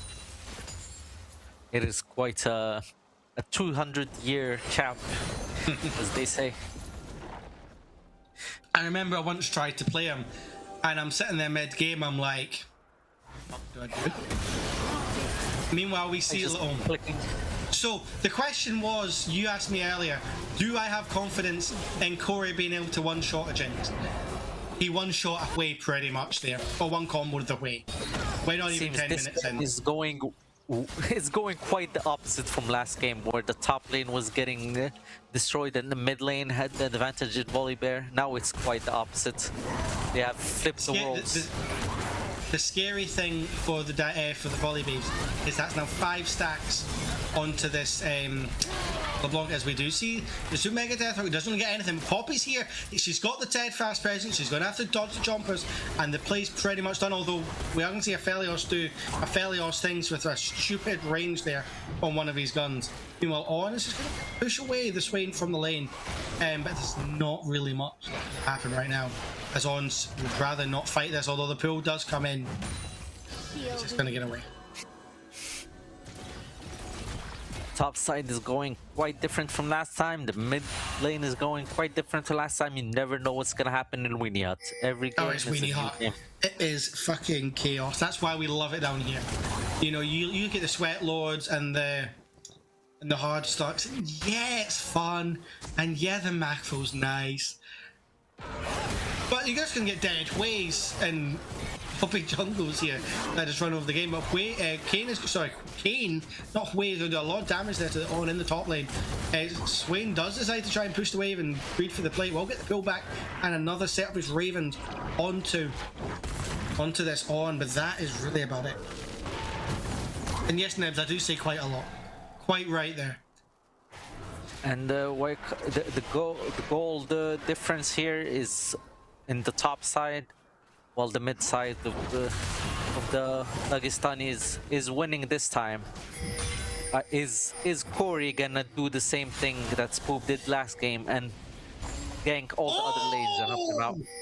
Sorry, just to jump in there, but the Mega Death Rocket does go wide. They were looking at the... Oh my god. And Corey seems to be doing the exact same thing, but let's hope he continues it for the Dagestanis. That's 7 stacks now on this LeBlanc. The jump scare from the Ornn, he must have had a heart attack right there. It was so close. And now we are going to get the first real proper fight. As Mel will get hooked in by the Blitzcrank. She's going to have to run away. Meanwhile, Aphelios does have red and white, and they just get sent straight back into into the sky as Poppy will pin the Swin against the wall as he has to flash away, but he's going to flash back inside. Looking too much, will pick up one on Jaden, looking for two here on Poppy. It's a double kill, but the Chapati tick in the top lane with the Rylai's at minute 12. The fight looked good with them all being sent to the skies, but doesn't make any difference. Nope. We're gonna get it in a second, folks. We'll get that replay to you just right in a second. But yeah, I mean, just talk me through that. Is my what went wrong there? The game changer was just Sai being there right now. He was just too much of a presence for them to deal with, and just took the whole fight through the TP. We need to see the replay so we can talk about it more, but it seems that it's not going through right now. Oh no, here we go. No, we're getting a LeBlanc. Getting the LeBlanc kill. It was quite an early kill from LeBlanc. Clean as they come, but later on they just couldn't continue the same fight. They were low before the fight. Oh, going up. We're fighting here again as Mel. Jaden just gets killed by the Jinx, and this suit Jinx, you know, we talked about last game how Jesu kind of went unkillable. This time it looks like Suit's doing that on the Jinx, and it's a flipped game. This is the complete reverse of what happened in game 1. It's gonna be hard for them if the Jinx is fed, the Swain is fed, all the kills are on the assassin against 2 drain tanks. It is gonna be quite rough for the Dagestanis this game compared to last game. But on the flip side of that, your assassin takes out the other damage threats of the Jinx, of the Kayn, of the Wei, and then everyone just turns onto the tank or runs away from the tank till he stops tanking. Problem is, there's a Kayn and the Swain is gonna be quite hard for them to run from it, especially with their ADC being immobile. See, Swain will just get hit by the bro. Nice to walk away, then never more coming out as we see Corey diving right on the tower, showing no fear. The ignite burning onto Spook. He got quite greedy there. That is maybe a bit too greedy, and that makes these Dark Seal stacks now even. Corey kind of playing with too much. That is the Corey special. He gets a bit bored and just runs it down sometime. I will say I love the idea. It just doesn't quite have the damage to kill it on the tower. That's going to give a lot of pressure now over to this mid lane. And it's Aphelios, who might be 1.4k down. They know the power of an Aphelios in late game. If they can get far enough, but it gets to the point where items really don't matter between these two ADCs, he is going to be able to pump out some damage. As we see them get ready to dance around this Rift Tower now. Again, Volleybabe's got the last time. And again, the vision control is there. Poppy is going to pop Blitzcrank against the wall as Mel will land the Solar Sun, as we are going to see Aphelios. And Kayn goes into his ult. Doesn't quite do enough to Poppy as he's going to get blown up by the Aphelios. Big shutdown onto Jesu as now onto the back line, looking on Blitzcrank. Suit will get the return kill. The ADCs are showing up as Mel is just going to die. And now Experts, the next to fall, a triple kill. He's looking for the quadra. He's gonna get it stolen by the Chapati tick. And that is a tower. And what was looking like a really solid start from DDS in their first attempt to win a game in MiniLCS. Their focus. It's now a 4.3k gold lead for the Volleybabes. It's their focus in that fight was quite terrible. They just focused in everywhere. They multi-focused. They could have had the fight if they just killed one guy and just went to the other, but they were all around the place. Especially with Sai coming in with his ulti, his gold advantage, it was just done from there. I mean, that has to be one of the biggest after reset. That has to be one of the biggest issues in the Weenie Hot bracket. You know, people looking for these engages. You get the fight, you get the engage, you get all the ults you want, and you're all attacking different people. It's like a shooting gallery. But we are going to see the Nevermore go wide from the Swain as we see Kayn and Blitzcrank running up to support, and Jinx is in the area as well. It's a lot invested at this point for a Ornn that's not really ahead. Sai really locking in this game, telling his team sorry for last game, I got it this time, and just getting them ahead everywhere. Honestly, He has been there for the Drake fight. He's been there for the last fight. I really believe in it. I don't overly like that play. Yeah, you get control of Rift Tower. There's no question it's yours. You're gonna give up a dragon here unless you're quick, because that's spawning in 5 seconds. And this Aphelios got so time much to go for it. I mean, it's going to start it down. We've got right away from Aphelios, right away. There's a Mega Death that does land onto Aphelios, doesn't quite kill or get anywhere near that bit. We are going to see Mel looking for the stun, and they are going to get the dragon, but Mel's going to be hooked right into the Blitzcrank, and Mel is just dead. Jaden doing a Jaden special there. And they are all going to get them out though. So Jaden might have died there, but he got everyone out. Which honestly, you get a dragon, you get out. Can't hate. With how hesitant they've been to start the dragons, I had thought that Volleybebs has not had enough time to go there, but this time they actually did the good play, took it quickly, and just ran with what minimal deaths. That was a good play from them. To be fair, I think they knew. Obviously, you know, with the fact they had no lights up in topside, that's exactly where they would be. So the decision to take away the dragon, get back on the Drake stacking, you're just buying this Aphelios with extra time to kind of claw back some of the lead. And you've got to say though, this Kayn in the jungle is showing his one trick, and he's showing his comfort here. It is. He's quite different from last time, where he was in the fights but couldn't do anything. Now you see he's actually surviving, actually dealing damage, being a nuisance to the enemy team. One thing I will say though, I don't think he has form yet. Never mind, I'm talking utter shite. I was looking at the icon. Never mind, I'm talking shite. He does have.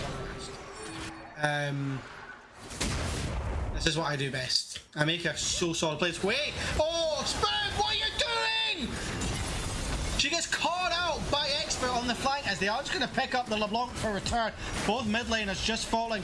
Expert will slay the Rift Tower, and it's a double solar snare from this Mel. Doesn't quite get any more. See the flash coming from Aphelios too? They have nothing they can do against Jinx, just taking reset after reset, with the Kayn being quite tanky and absorbing everything they take. Yeah, they have to back away here, and honestly, this, we said it in the draft, this blue one on was a decision. That was the biggest mistake, I think, in that draft. They should have put their main carry in a weak-sided position, plus just making him first pick it for no reason. Now he is getting some nice gold, he has got his first upgrade, and obviously that has a fairly decent value over these normal items as well, and he is going to finally pick up that first tower. He is going to be able to reset because there's no real kill pressure from this way. Even though Spoop has got slightly back in this game, she is still very much out of it, although one say, nah, I'm not that scared yet.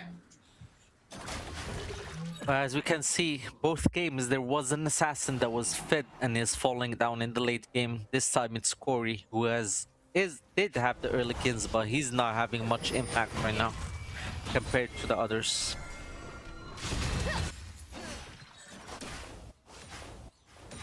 What do you think, Tuba? With the 4k gold lead on the Jinx and just yeah, that's kind of scary. I mean, we talked about last game, you know, Sid never really got into the game. You know, he scaled, but he got outscaled by the Saphir. This game, he's on with the mega lead, and it just takes one reset, and we're looking at a pentakill. I genuinely think that, and the way Jaden's been playing, that's going to give that initial kill, which gets the Jinx revved up. Now, in saying that, if he gets jumped on, that is over half your gold lead gone in an instant. I would think the Tide being one of the better supports, he would hover the Jinx, and just every time LeBlanc jumps on the Jinx, he can just silence her. And at this stage, it's to protect the President comp, although Spook Sai and the Chapati Tech gets caught out. We see the Solar Snare coming up from Mel, and they're just going to do so much damage, and the shutdown will be given to the LeBlanc, the Burst Mage. All while that's happening, though, they're just hard sending on this Baron. Pretty much a carbon copy of last time. The T1 Baron, or should we say the Volleyball Baron. That was a great play from Sai, just absorbing the pressure to himself and letting his team get the Baron. But let's hope this time they do more with it than last time, and I think they will because they're so ahead they can just start forcing down tower after tower.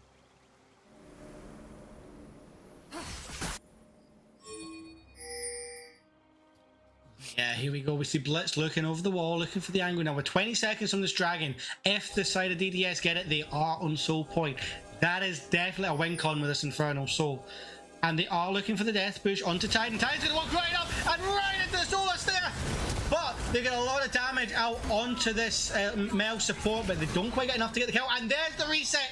Spoop will pick up the kill from a million miles back. Promise Jinx is not in the fight. And they retreat. They beat the retreat. And they get out of it. It seems that now they're quite confident in themselves. I think this game might be too insurmountable for Dagestan, but you never know with Mini Hut. One mistake could cost them the game, but now the Jinx is too much of a trouble. Sai is too tanky with his drain ulti. It does not look great for Dagestan. But they are going to get the knockup, just a knockup onto this way, but I was severely mistaken in draft. I thought this Swain would be unkillable, but it's just not worked out. And Kane is now on the back line, and the Mel's just dead. You know what? I think we could be going to game 3 here. This might be it right now. If they go for it, I think they could end it. But it seems they have other plans. They're playing it safer. They do not want to throw it away, so props to them. I get it, but it just takes one more reset. Ace is dead, and this is the risk now. Is Jinx is so isolated. Tide can get to her, and that's the first death.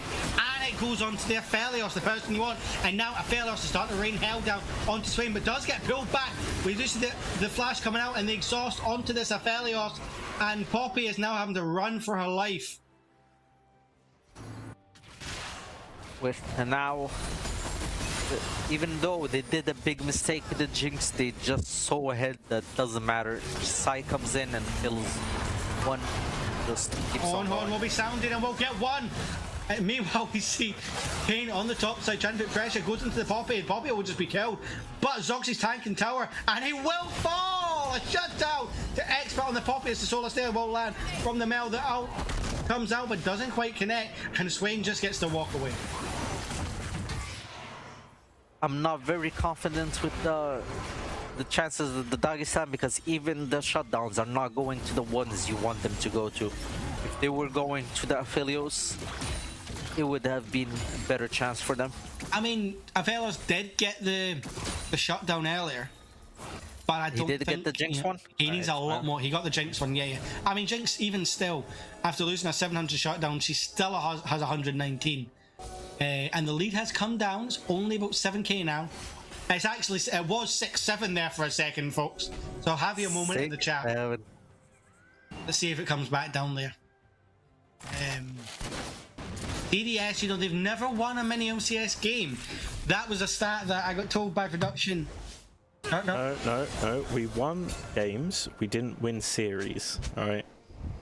Let's clarify that. Dagestan Death Gods, we can win games. We just couldn't win a series. Well, let's hope might be their first series win. Yeah, maybe the first series win. Yeah. I mean, if that is the day, you know, I don't think Jaden will ever let Titan that live it down. But to do that, they really could do with coming back here in game number 2 because they've got 7k gold deficit. It really has been Korea against the world this game on this LeBlanc. I still don't like the LeBlanc because he is unable to go for the main carries and most of the kills have just been on Hwei. Who, yes, it's good to get the kills on Hwei, but in the team fights he's not been going for Jinx and she's just putting everyone down. Yeah, they need to get onto this Jinx and they need to blow up the Swain. But the more important one is the Jinx. As you can see in the damage chart, their main damage is Ornn.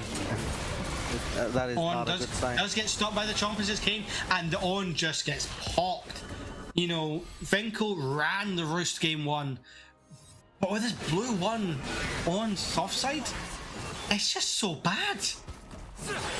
He's just not able to do anything. He's got no agency. Like, they want to play team fights, but On just gets popped before he can sound the horn.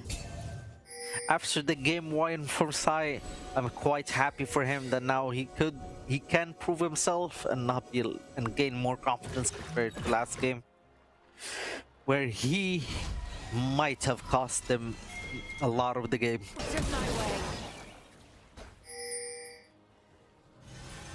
I mean, this game probably still has a bit to go, but the Volley Babes are going to try their best to close this out. And you gotta think they're favorites right now to do that. Well, the mid lane has been going one game, it's Poop shining and getting the kills but losing the game, and now it's Corey shining, but it seems it is going to him losing the game.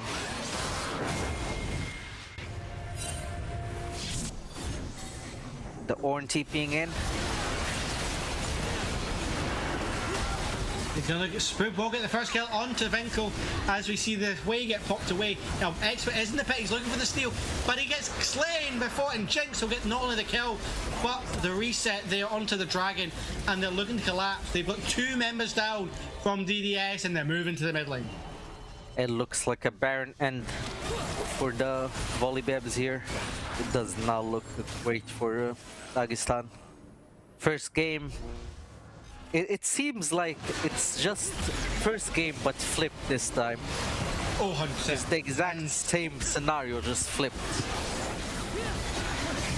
And yeah, we all see the in lanes chat, that did well are doing we see in bad. the chat saying, yeah, we see in the chat saying that blue side get time to scale, they might win this. They need another 20 minutes. Unfortunately, I don't think they have time to scale. They really don't. You know, the poppies not had the value. Yeah, the poppies not had the value that they maybe thought it would. You know, Expert let the Kane through, thinking of the counter pick, and the Kane done his job now. I will stress though, that's a lot of comfort picks off the table for the Volley Babes. You know, they've got quite big champ pools. I'm looking at Tide and Suit in particular. But that's a lot of comforts considering the Kane one tricks combo. Tide still has his rail that he shined in last game with. He still has a big champ pool of engaged champions that he could take advantage of. But their jungler has taken his main one trick, who shouldn't have went through. For some reason it went through, but next game he can't take it and might go back to being a bit less useful in the fights. Yeah, I genuinely think the right play was Kane first pick there for the side of Dagestonia. You know, I know what Expert's like. I have seen him 1v9 on that pick, so to give it away so meekly and blind an Ornn of all champs. Ornn blind, leaving his main champion. It was just a draft mistake like last game. These games just seem to be reflecting each other. So what does that mean we're going to get for the bronze scrapes game? It's going to get absolute chaos, as we do see the Soulstyle land onto quite a lot, but they don't quite get enough. But that the Ornn doesn't quite connect onto the way which you really needed to connect to have any chance, as the Kane is going to tank a lot of damage. It will pick up the Ornn, and the Kane's going to get popped in return now. Poppy will get the kill, but Aphelios is down. The damage is down. Poppy is down. 3 dead for the DDS. And the Volley Babes, they smell victory. They smell the honey at the Nexus. And they're looking to push in bot wave. They're looking to push in through this top wave. They can't quite have enough pressure onto this top side inhibs yet. But Jinx is ramping up. The excitement is getting there. Mel is down. It's a killing spree for Suit, and it will just be 1-1 in the series as the Volley Babes will drag us to a game 3. It seems that this game, Suit has been the MVP. The Jinx pick just paid dividends and dividends. It was so good for them. It kept getting reset after reset, and it just ended up being the game. We see Sai getting revenge from the last game, and actually proving himself, proving all the doubters from last time, calling him. Is he actually plat, as you said, Tuba? Well, now he can show he is. turned on that game. You know, big shout out to Sai there. You know, the Ornn was an interesting pick from Vinko. I can't see we'll be on a weak side from now on out. But you gotta say, big step up there from Sai, and Soot decided to actually play a game of League on the ADC. Is there a way we can rig this this gambling thinking and just give ourselves the coin? Don't know, but what we will do, folks, is we are going to jump to a short break, let these two teams get reset, get their minds cleared as we go into a final deciding game here in the Weenie Hut bracket. We will see you soon. Oh, we're still here, folks.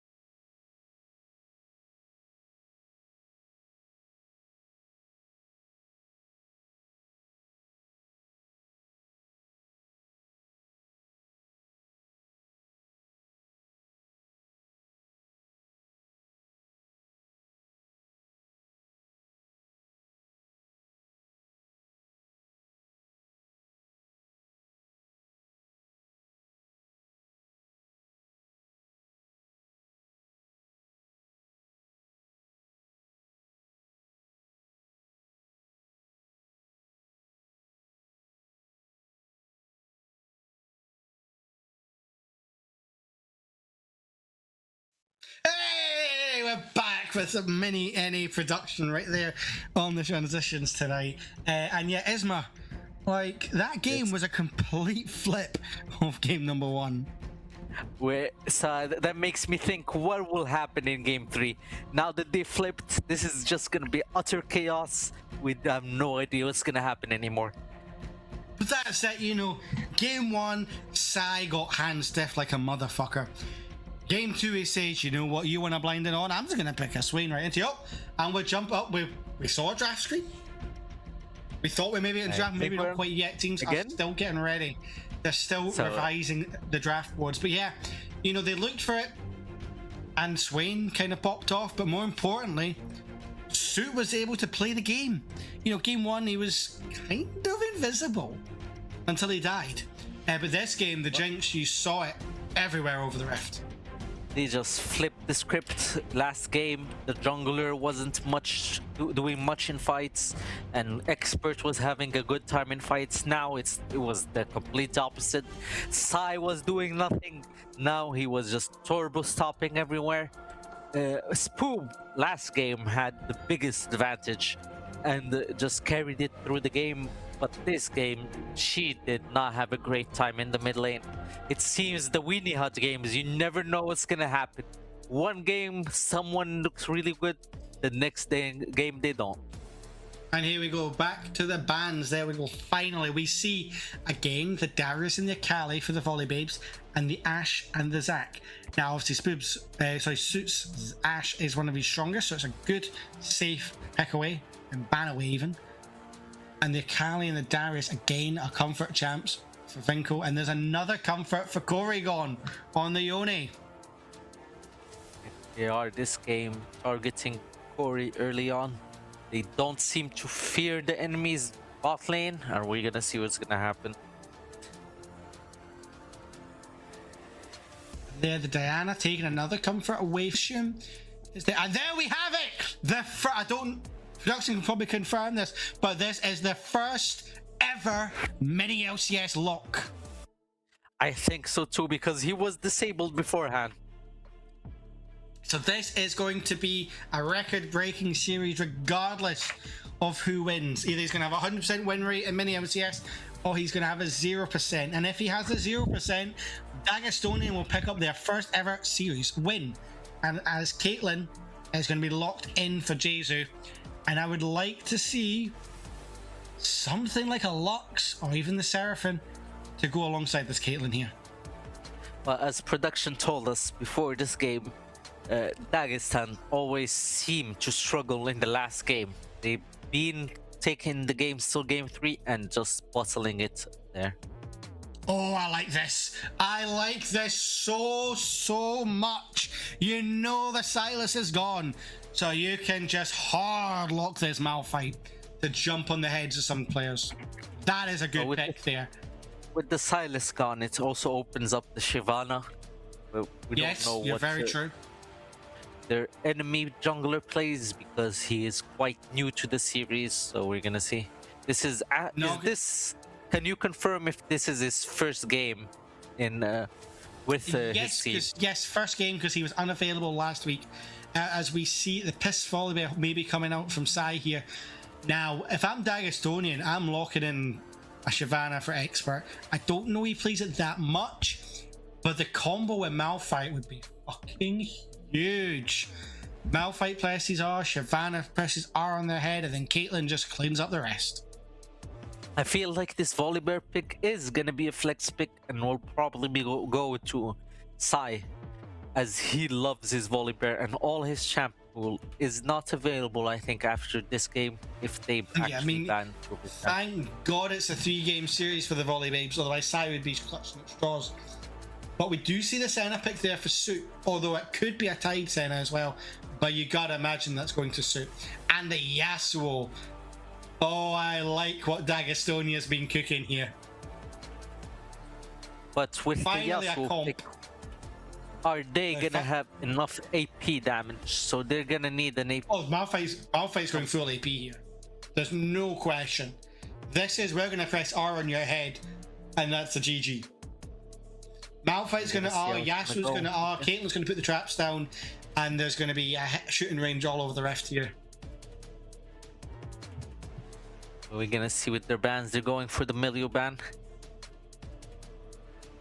It is Malphite jungle, yes. And the Volibear is a flex pick. We don't know where it's gonna go. My guess would be it's gonna go top lane because of how much Sai loves it. This is going to be so fun. And yet we see the Lux. I understand the Lux ban, because Caitlyn Lux is a disgusting combo. They did get rid of Tide's Milio go with the Shyvana, the Senna, sorry. But with the Lux gone, can't this Dagestanian Death Squad just lock in the Karma, which is gonna have extra. It's gonna be so strong with the Caitlyn, and has so much value with the team. After the last series, I don't think he's ever going to be allowed back on Karma, because that was kind of sketchy. I just think you lock in Seraphine, if I'm being deadly honest. This combo, this matchup, It doesn't seem comfortable. I think the Seraphine is the way to go. 100%. I mean, your wombo combo is Malphite into Seraphine with a Yasuo knock up over the top, and Caitlyn just headshotting everyone. And yeah, I just think, especially with Rakan ban, you just lock Seraphine on blue 4 here, and you save your top counter pick for last. Once you know where this Volibear is going. The Volley Babes think the Malphite is top because they're not banning any of the top lane champs, and it's most probably Volibear top 2. So we're gonna see how it's gonna go. Yeah, I think they know the Volibear is going top. So you know what, we can't. What's that? And yeah, the Jax. Okay, that's definitely a Malphite jungle there. I still would just lock Seraphine here, but Jax is a solid pick, and really good counter into Volibear as well. Jax and Malphite could flex pick it between them if the Volibear doesn't. I don't think Expert plays Jax. Okay, so it is 100% Jax top then. Against the Volibear. If the Volibear ends up being top, with Vinko, how he played game 1, it might be a rough game. And it is the Volibear top with the Amumu pick from the Volley Babes. I don't know how I feel about that. I love Amumu. He's my comfort jungle right now. You know, I've had a lot of good performances. I never get him in comp. Still don't know why they favour that over my Shyvana, but here we are.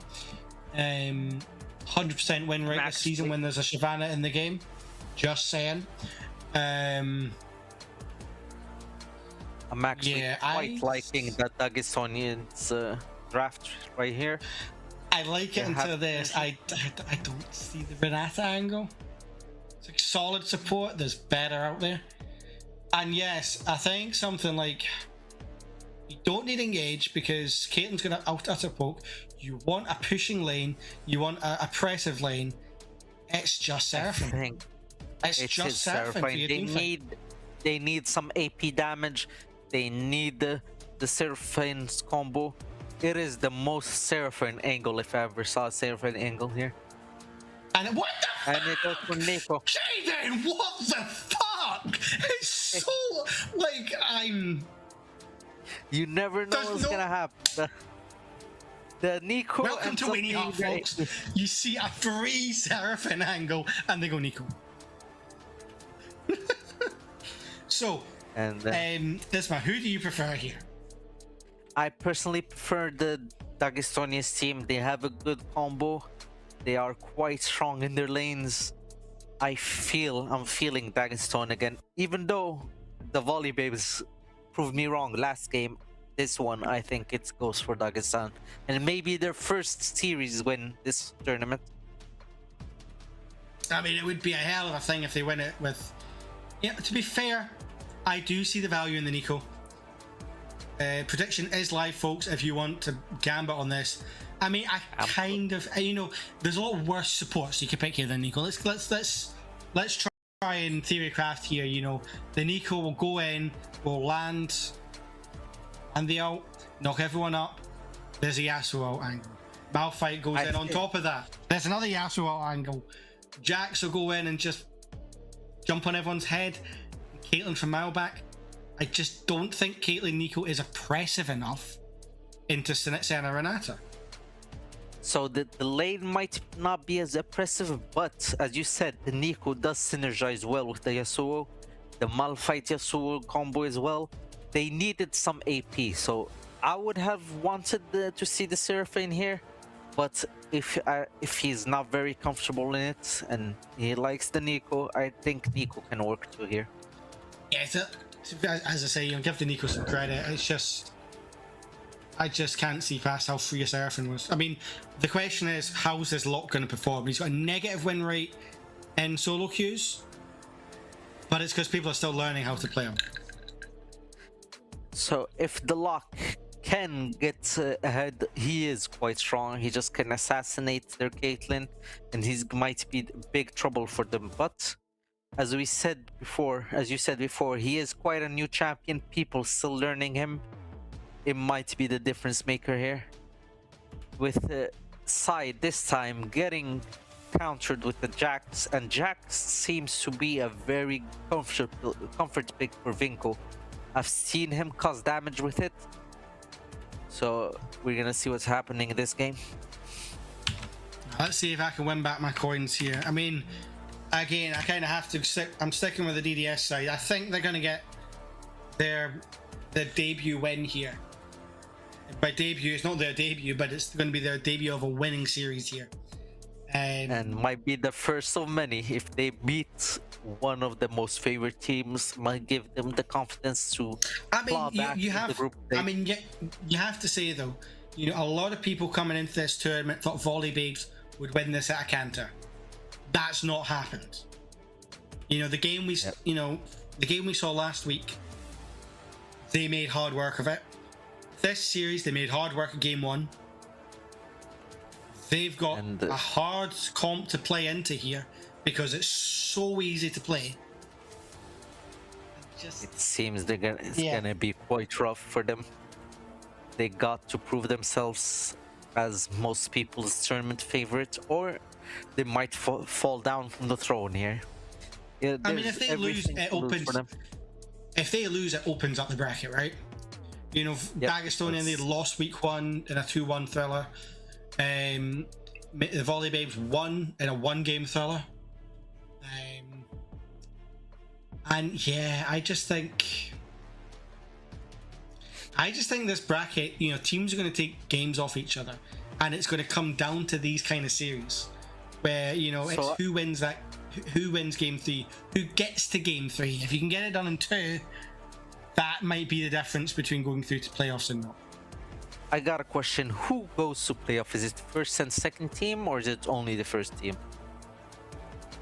So in this bracket, it is the top. I mean, Aaron probably keep me right because it's a 16 bracket. There's 4 teams that are making it out of this side, and 4 teams that are making it out of my side. Even though we've only got 5 teams in our bracket.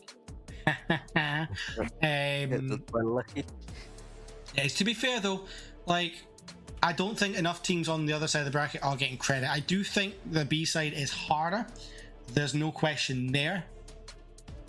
But teams like Begley Diff, you know, they have a dark horse threat in the big scheme of it. You know, we ran them hard. We made them work for it. So I think we're kind of up there as well. But you gotta say, you look at the rest of the bracket, and there's a lot of teams that have the potential to be good. You know, we look at the Irish, they've got some really strong players in key positions. You look at the Poro team, again, some really strong people. And yeah, it's just going to be utter chaos in this bracket. It is with Bigley Diff playing the Poros this weekend. Oh, where the game is going to go on. We're going somewhere here. We're in a pause now. Looks like NA has upgraded to EU minus.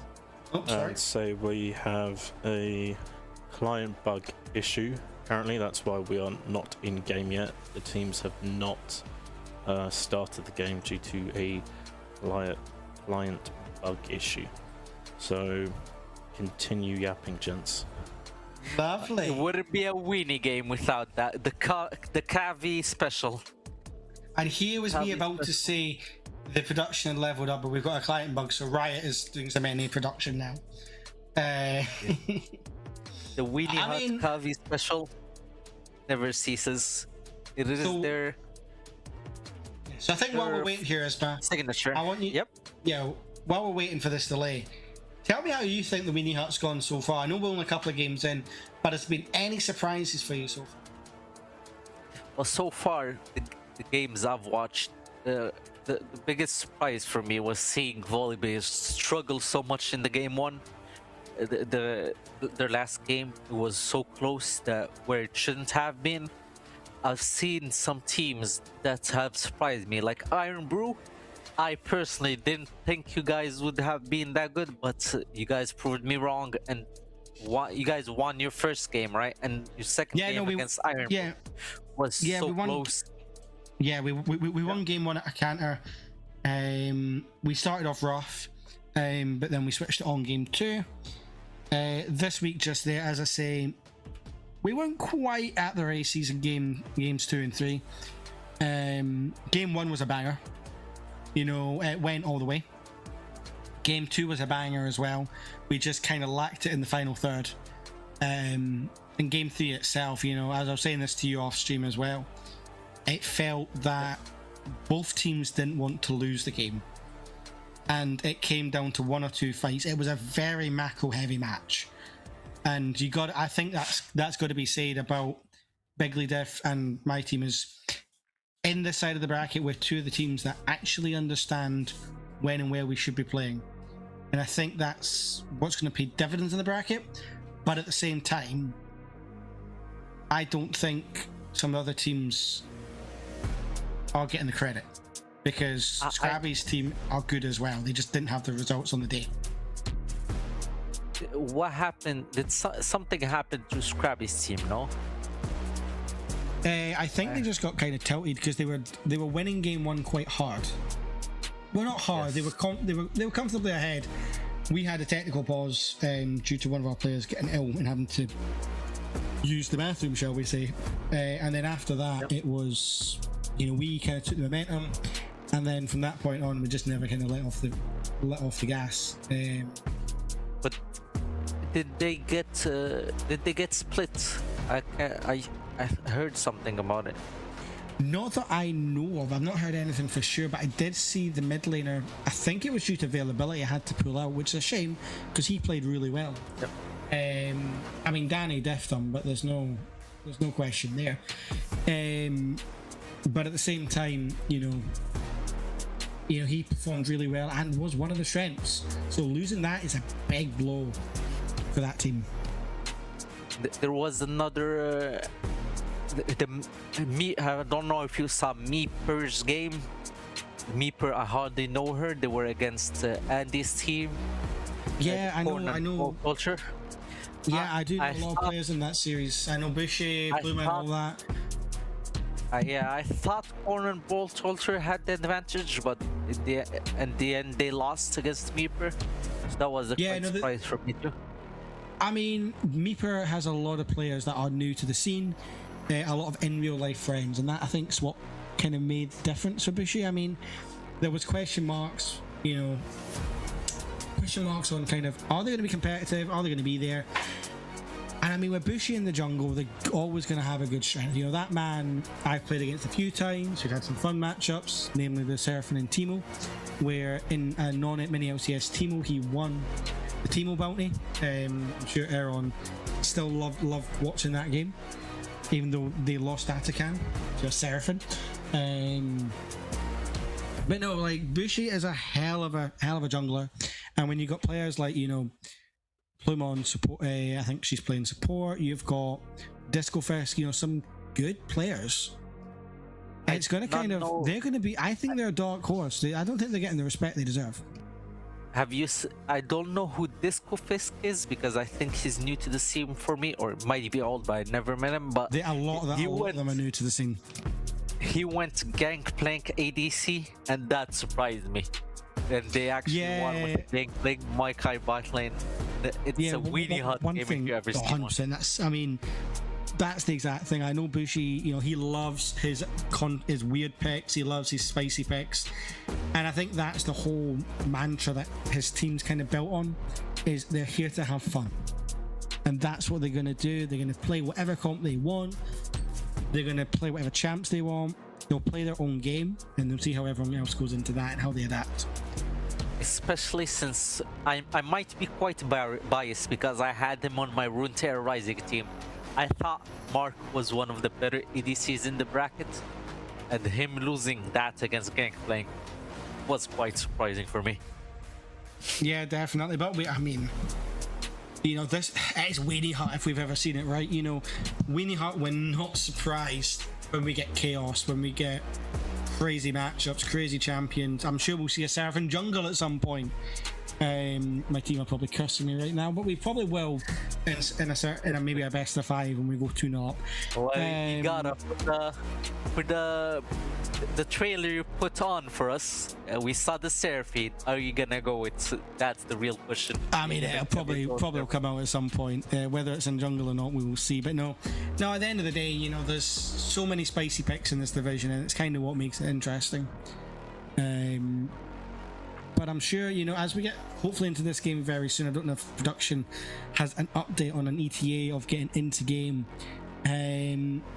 But obviously, okay, I believe the spec delay has started, folks, so we shouldn't be too long, and we should be getting into this game. But no, as well, I say there's going to be chaos, there's going to be crazy fights, and there's going to be utter throws, but that's why we love Weenie Hut. We love Weenie Hut so much activity. The crashes are part of it. You gotta take the good with the bad. The only bad in Weenie Hut is everyone crashes. If we didn't crash, we'd all be sweat load right now. That is true. Now the question is, Isma, before we go into this game, who do you think is going to win each of the groups in Weenie Hut, and who do you think is going to be in who do you think is in the top 3?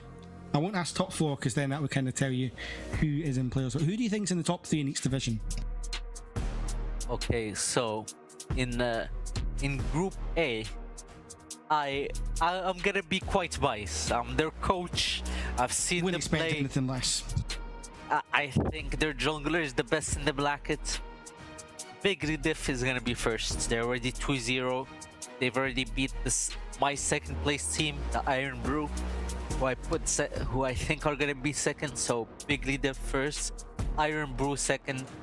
I think 2 Poros, 2 Snacks are gonna be a fight between them and Iron Brew for the second place. I'm sorry, Wizards. I think Wizards are gonna go before fourth, and Krabby's team is unfortunately gonna go last for me.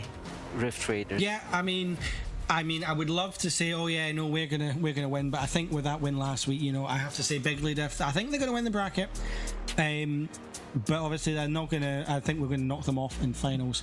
What about the other side though? Because obviously that's the stacked division, right? So here it's gonna actually depend on this game a lot, because if the Volley Babes do not win this game, I do not put them first in the bracket. I would still put them second. To be fair, I think coming out this side, I think Dagestonia and the Volley Babes are going to be up there. I think they're going to be the top 2.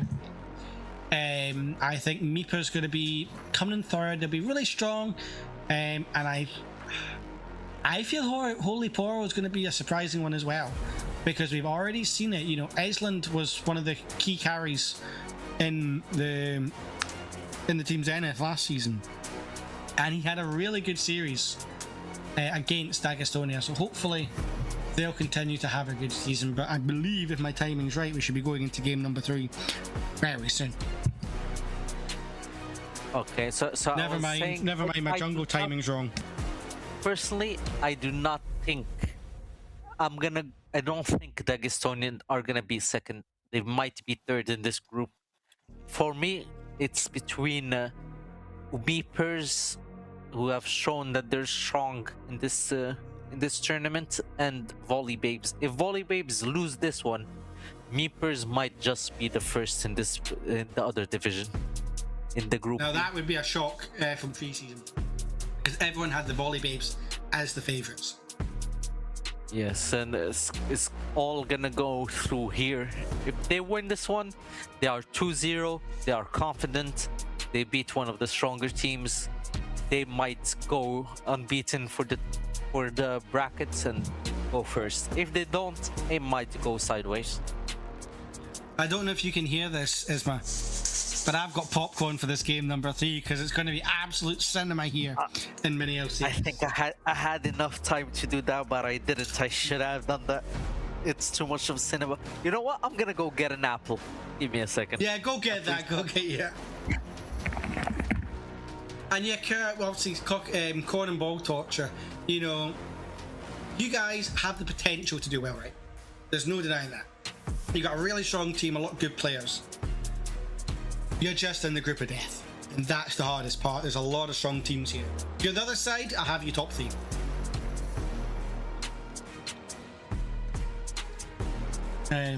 But it's not impossible. We've seen crazier stories. Hopefully we'll get into drafts soon. I feel like we've looked at these champs a while. Locke's kind of already got 5 skins and got more skins and more lore than Shaco. Just in this time we've been waiting for this game. Come back. At least I got myself an apple, like you guys have popcorn, just something to nibble on when watching this thrilling game. You know what they say, an apple a day keeps the mundo away. You know what else keeps the mundo away? Just they do their own thing. Oh. Yeah. Something happened to do by there. Are you good? Nah, it's fine, I'm fine. It's just one of my lights went. It's fine.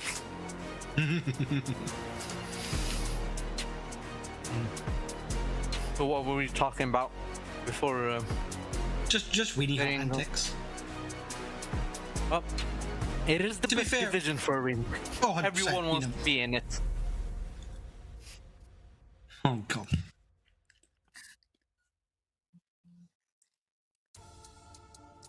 So we're going to be able to talk about Weenie Hut for a lot more longer, guys, because we're still in a pause. You know what this reminds me of, too? Go on. The Runeterra Rising Finals. That was the 40 minutes.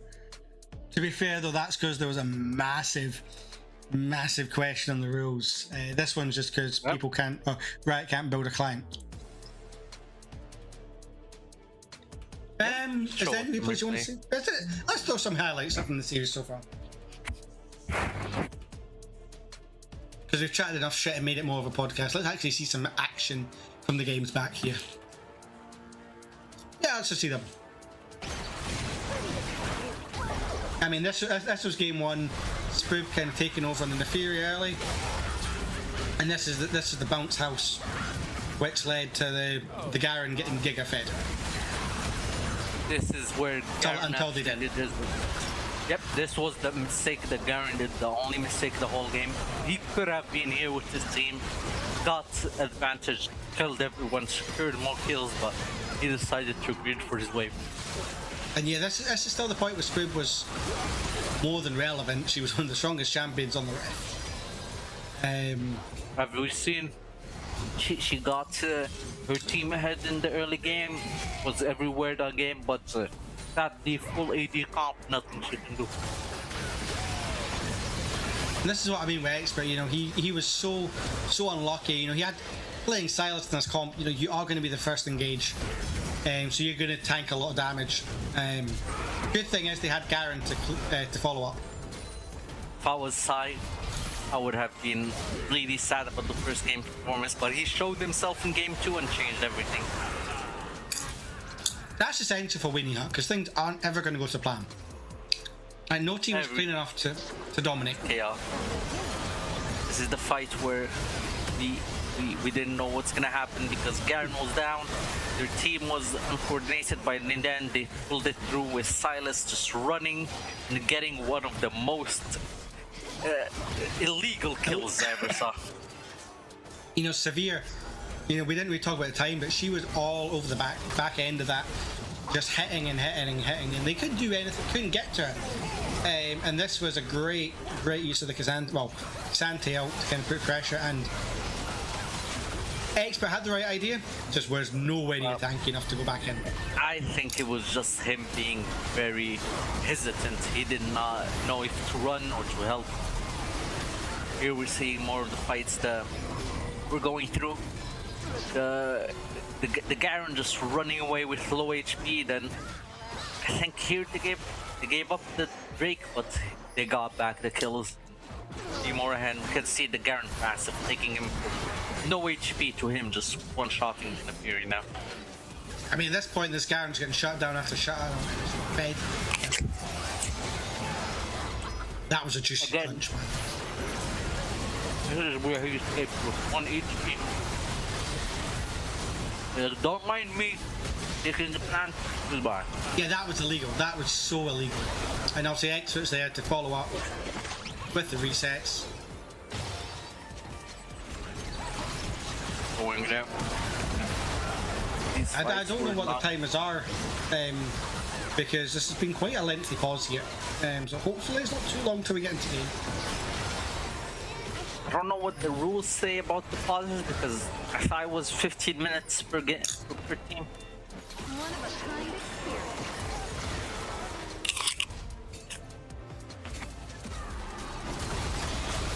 Perfect. All right. There you go. We're not going to be too far away, folks. This And yeah, at this point, masterclass from Vinko, who could not replicate his game too. I mean, if you put, Garen and On are two very different champions. So I'm hoping we see a game 1 performance from him. Well, this time he does have his Jax. He has a carry champ, strong shine champ. He gets ahead. He just stomps everything against a really good matchup for him.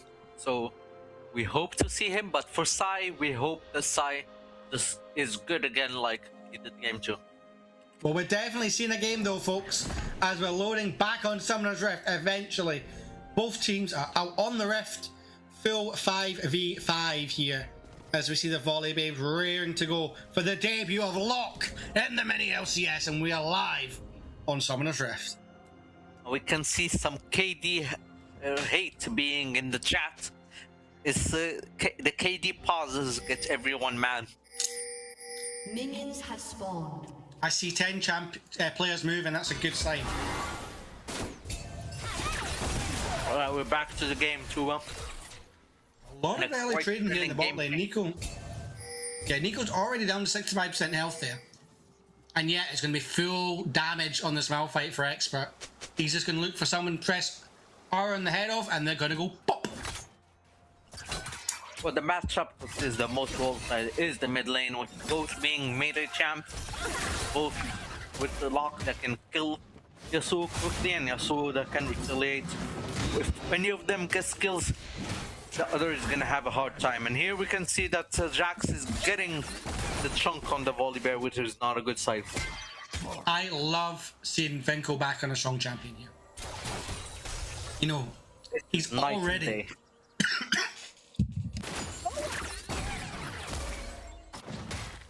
Are you good, Chuba? Yeah, I'm good. Popcorn's fighting back. You take over now.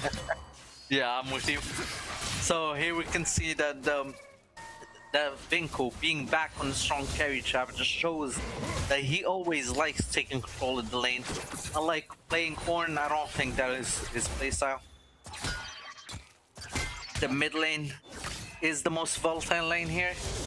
We could see some fighting soon between them. Whoever gets the first kill can just carry it away against each other. Oh, Vinko with the stun. Yeah, Vinko, a nice stun there going on to this Volibear. I mean, Volibear's managed to claw back some CS, which is good for him. Especially when the wave is pushing back into him.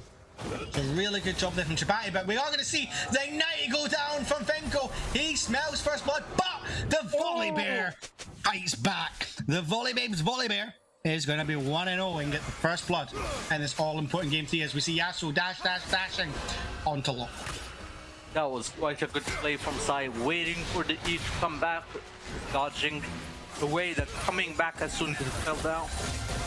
Vinko doing the mistake of fighting inside the Volibear E and not going away. Yeah, I think he got too confident there.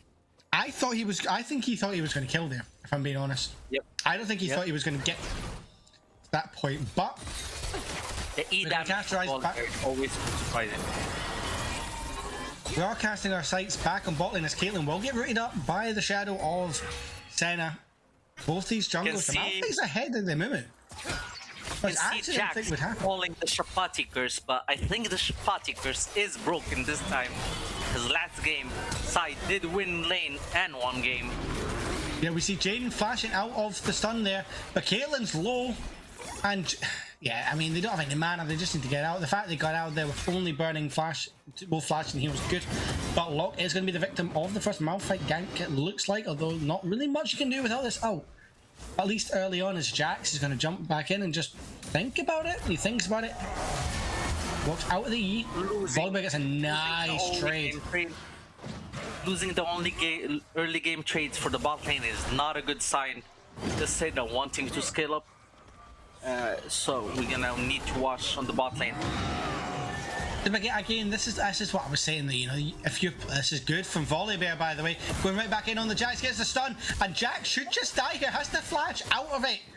This is really good if you're a fan of the Volleybabes. You know, the one lane that dominated game one because he was on a carry, and even in the counter matchup is losing into Sai's Volibear. This will give quite the confidence for Sai because this lane is known for being grueling hard for the Volibear, but he knows when to time the Qs. He's been timing everything around the Jax stun. Sai is actually doing really well today. We are going to see them just dash about, you know, Jax even is going to push this Volibear in. I'm glad there's not a Zac in this game, I tell you that. It is, I think the only person to play Zac is... and that's... I think he actually cancelled an auto there. Otherwise, I think Volibear's dead. Yes, he cancelled his auto. Big misplay from Vinko, but puts him a bit back in the game. I think he's about to get gank, and yeah, we did see the ult getting windwalled there from the Lock, as we see Volibear just eating the hell out of this Jax. You know, a Mumu coming up there with a gank, but didn't really do that much. That was all Sai there. Yeah, that was just a really good Sai play, going in with the ulti, saving his stun. It was Sai really knows this champion. That's the reason they're called the Volleybabes. But they are going to give a dragon for that play, which for the Malphite is good because it buys time, especially with it being a mountain dragon. That is going to feel a bit nicer on the Rockman. As we are going to see the Infernal Dragon second up, so we're not getting Infernal Soul, we're not getting a Mountain Soul either. What kind of soul would you like for each comp here? For the Volleybabes, I would love the Mountain Soul. For the Mumu, for the Volibear, he's gonna go Drain Tank a build. Is it just me, or is Malphite merging into the map? Where is it at? I cannot see it. I cannot see Everyone is. It's just that point in the map. Everyone just kind of merges into the ether. I think the map is bugged for you, because for me it's completely fine here. So I was saying, and for the Dagestani side, I think Mountain Soul would have been best for them because of ooh. Yeah, that's a good kill there for Corey on his Yasuo. You know, this Locke, we said he's a new champion, people are still learning him. One of the biggest counters here is the wind wall, because as soon as he looks to use that ult, which is a decent chunk of damage, it's not the most, but it is an execute. Having that stopped is a big part of his kit down. I've been reading the chat. Is Volley going Hex Splash? He is going with Hex Splash. That is certainly a Shapati tech. I've not seen it in my life. Love it. I don't know if that's a main tech. You have to assume it is, because it's not a standard rune, but it's definitely a fight. It is a Winnie Hut rune, you know. Winnie Hut know best. The sweat noobs and the hard suckers cannot know better than us. Now this Nico's not had enough values. Like this Caitlyn needs to be winning lane hard to be able to scale. I mean, she's still going to do damage, don't get me wrong, but you want her accelerated. That's what I've been saying. I've not seen one Nico play yet. They've been saying bad trade after bad trade when they need to be the ones winning it. And with the Jacks also not doing quite well, it is going to be quite rough for the Dagestanis. Especially, well, they really rely on Vinko being their main carry in the games. I mean, don't get me wrong, this Jax still has a long way to play, and a Jax is still a Jax at the end of the day, and still going to do a lot of damage, especially now he's got the ult. As a Yasuo jumping right back onto this lock. You do get the Dawning Shadow coming up from the center, just kind of healing up, making sure that her team have the advantage, as they are just going to go straight onto these grubs here. Malphite is in the area, does have his ult. Just not in range to at least take the first one, but he's going to look to the second one. We're going to get an engage here. Second one goes down, but Jack's going to jump onto the volley, but doesn't quite get it. And Mumu's in the land of nowhere, gets a Nico out to the face. Yasuo there as well. It's 2 grubs for 1. First time we've split the grubs this series. Also, they get to kill that puts them back in the game. The Nico has not had much value, but that ult right now, that shows why they picked it. It's gonna be quite hard to deal with late game. Yeah, if she can get in and get the ult, it's huge. And as we were talking about the souls, I think the win Drake for the win soul for the Dagestani squad would be huge if they get the soul. With their ultis, then the coming, their ultis being faster there, having ult CDR, it would be quite the difference. I mean, with one of the win shitters, any win soul is good here, right? Yep. I like Hex Tech as well, because the pressure you've got, the slows with that, you know, you're all going to go in and they just can't get out. So I think that could be good as well. But Yasuo is having the run of this lane. This lock, we said there was a question mark of whether lock is ready, and people have learned enough from him and had enough time to play him now with 2 weeks since launch.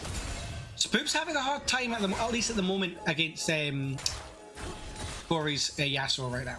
This seems like a repeat of game 2, where game 2, yeah. No, game 2, yeah, where Spoop is the one who's is not doing too hot, and the top laner and their bot lane are doing quite good.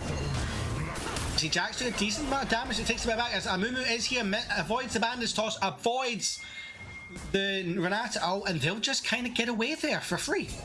And now they look for the re-engage with the Malphite down here on the bot side. They will get spotted on vision. They are going to retreat back to their tier 1, and they decide against the play, but that will be a second dragon to the Dagestanians. I'm getting info from the chats that the Hex Flash was not done on purpose. It was just a misclick from Sai. Nah, it's Chapati Techie. He'll have meant it. He meant it, yeah, that's what I'm saying. See the Tango Bob's there now. Malphite's going to be pressured here.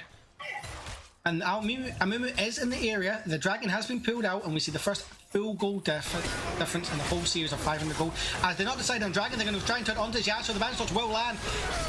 As the Yasuo land a double ultimate, but doesn't do enough damage yet, and he will get killed thanks to the help of the Senna with the Dawning Shadow onto this Yasuo, and that'll be enough to force Expert to pull off the dragon. But that was quite unfortunate for Yasuo, who has looks like he's restarted it. We can't quite see it on the screen. There we go. We're back down to 3,000, so you got to think he's kind of backed off. Now Mumu's in the area. They're looking for it. Mumu still has his curse inside normally, as it's going to be a smiting fight, and Expert's going to land it. He's going to pay his life for it.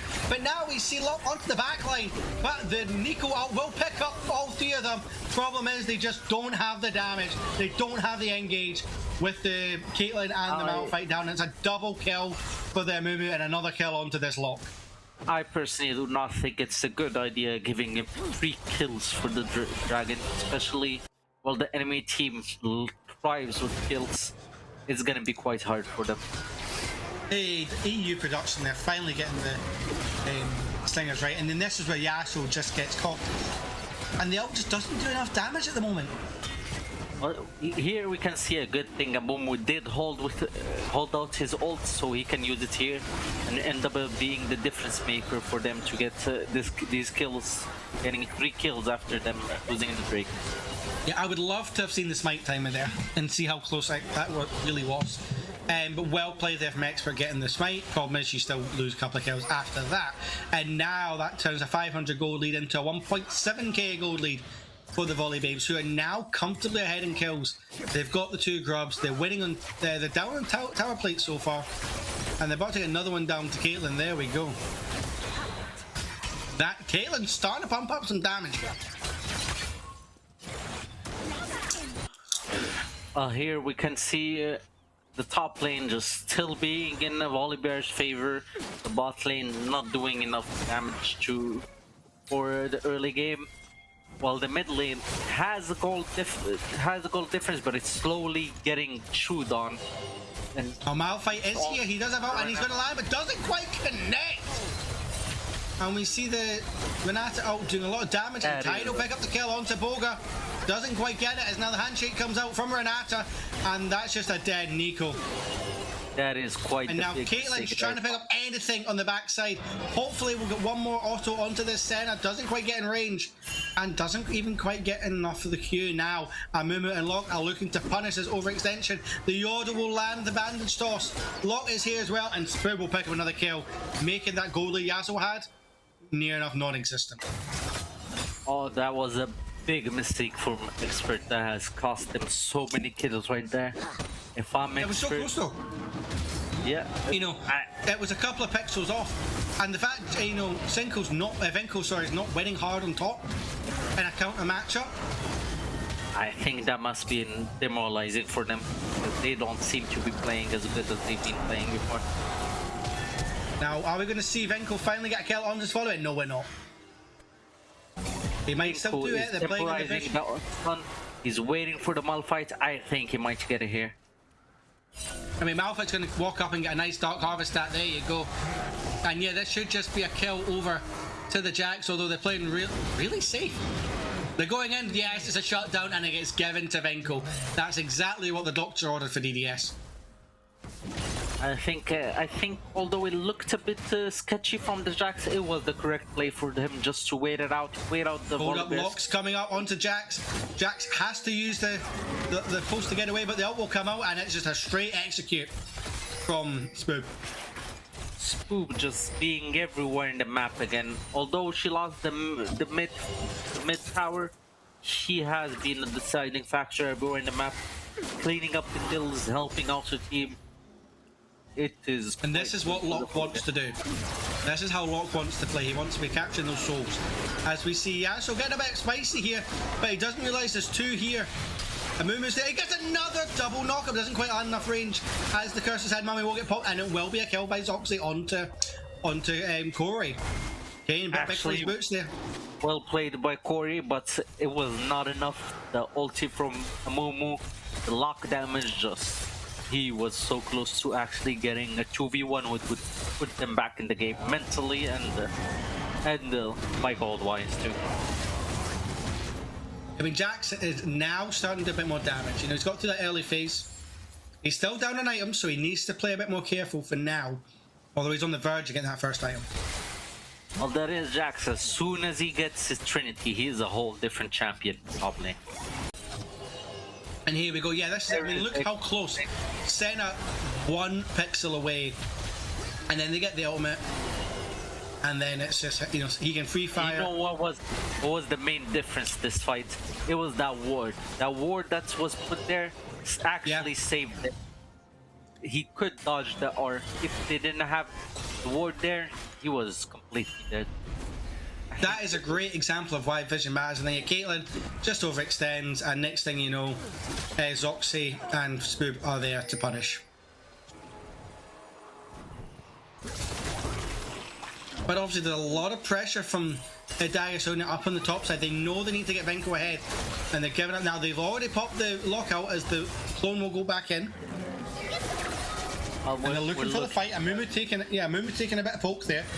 Nothing really too much right now. As they now turn their attention, they decide against it. Looking to give up the Drake. They're like, we got 2, let's chill on this one, get our top lane ahead. I don't think they could have contested it anywhere. Yeah, I think with the amount they invested topside, they couldn't. I mean, Yasuo's still getting a metric fuck ton in mid lane. It looks like Jax should get a kill here. Never mind, Volibear safety out. Can Jax finish the job? Yes, he can. Bingo will pick up the kill, and this is where the matchup starts really swinging into this Jax's favor. And this is where it becomes dangerous with Jax actually gonna get the Trinity now. He's getting back in the game. Oh, continue with the bot lane. They're looking for the Nico. It wasn't the Caitlyn that got held by the Renata ult, but Suit will still pick up the kill. 43 stacks on this Senna. Starting to become a real nonsense. But the Avengers are coming back down, and this time they have ult. They're going to spot them on the ward again. Let's see if they can play Great Escape twice in a row. This time though, they're going to push the wave.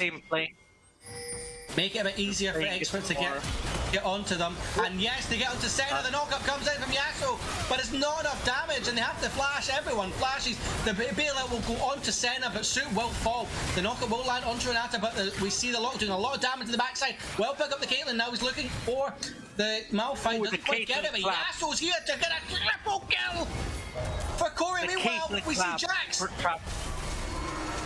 Jax is nearly killing the Amumu, but Amumu's going back in bed, so but Jax, no, don't do that, Soxy!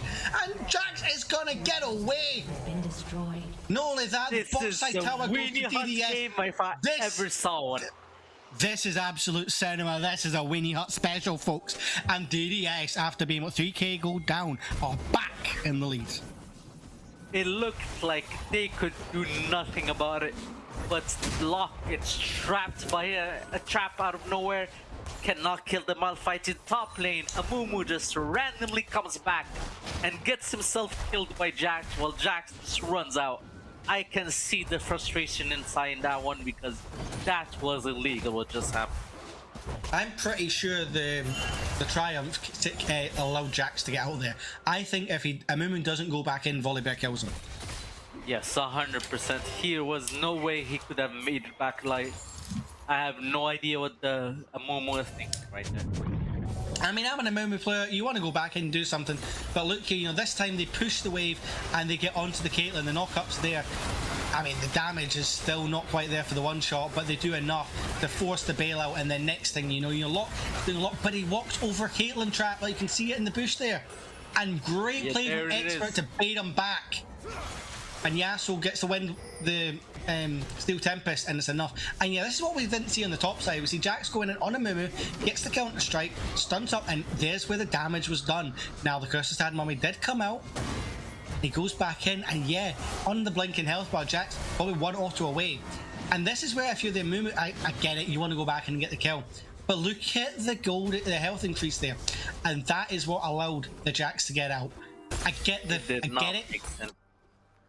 I get, as the Mumu player, I get it. You want to go in, you want to help the kill. You think if I stun, you're going to help your Volibear. You're just too low. Plus, you're stunning the Jax while he has the counter on. He's just going to kill you with the counter. There's no reason for you to do that. I mean, he's looking to smack his lantern up against this tower, but Volibear's doing a good job holding the wave and stopping it from quite getting close enough. A 700 gold lead up there, but only 300 on a Mumu. Just those real pair of boots, really. Or that cloth. Yeah, 1.4 gold lead for the Volibear, and he lost it all. Going down the gold lane. Well, this could be more as Jax will go back on. And yeah, Volibear's just got to be careful. You can't, on that health, you can't walk up. You just need to try and clear your wave on the tower. Look to try and get as good a reset as you can, because you're only going to get pushed back in. Now, I do think he has teleport up, so he can get back here quite quickly. So he should be fine. He decides against it. He's going to walk. I don't think you've got a tower. That tower's gone. I would have... I get why he didn't TP. I would have still TP'd back. To try and dissuade the Jax from pushing. This matchup only gets worse and worse for Sai. But he's going full tank. He's going to drain tank build to help out his team. We're gonna see how it's gonna go.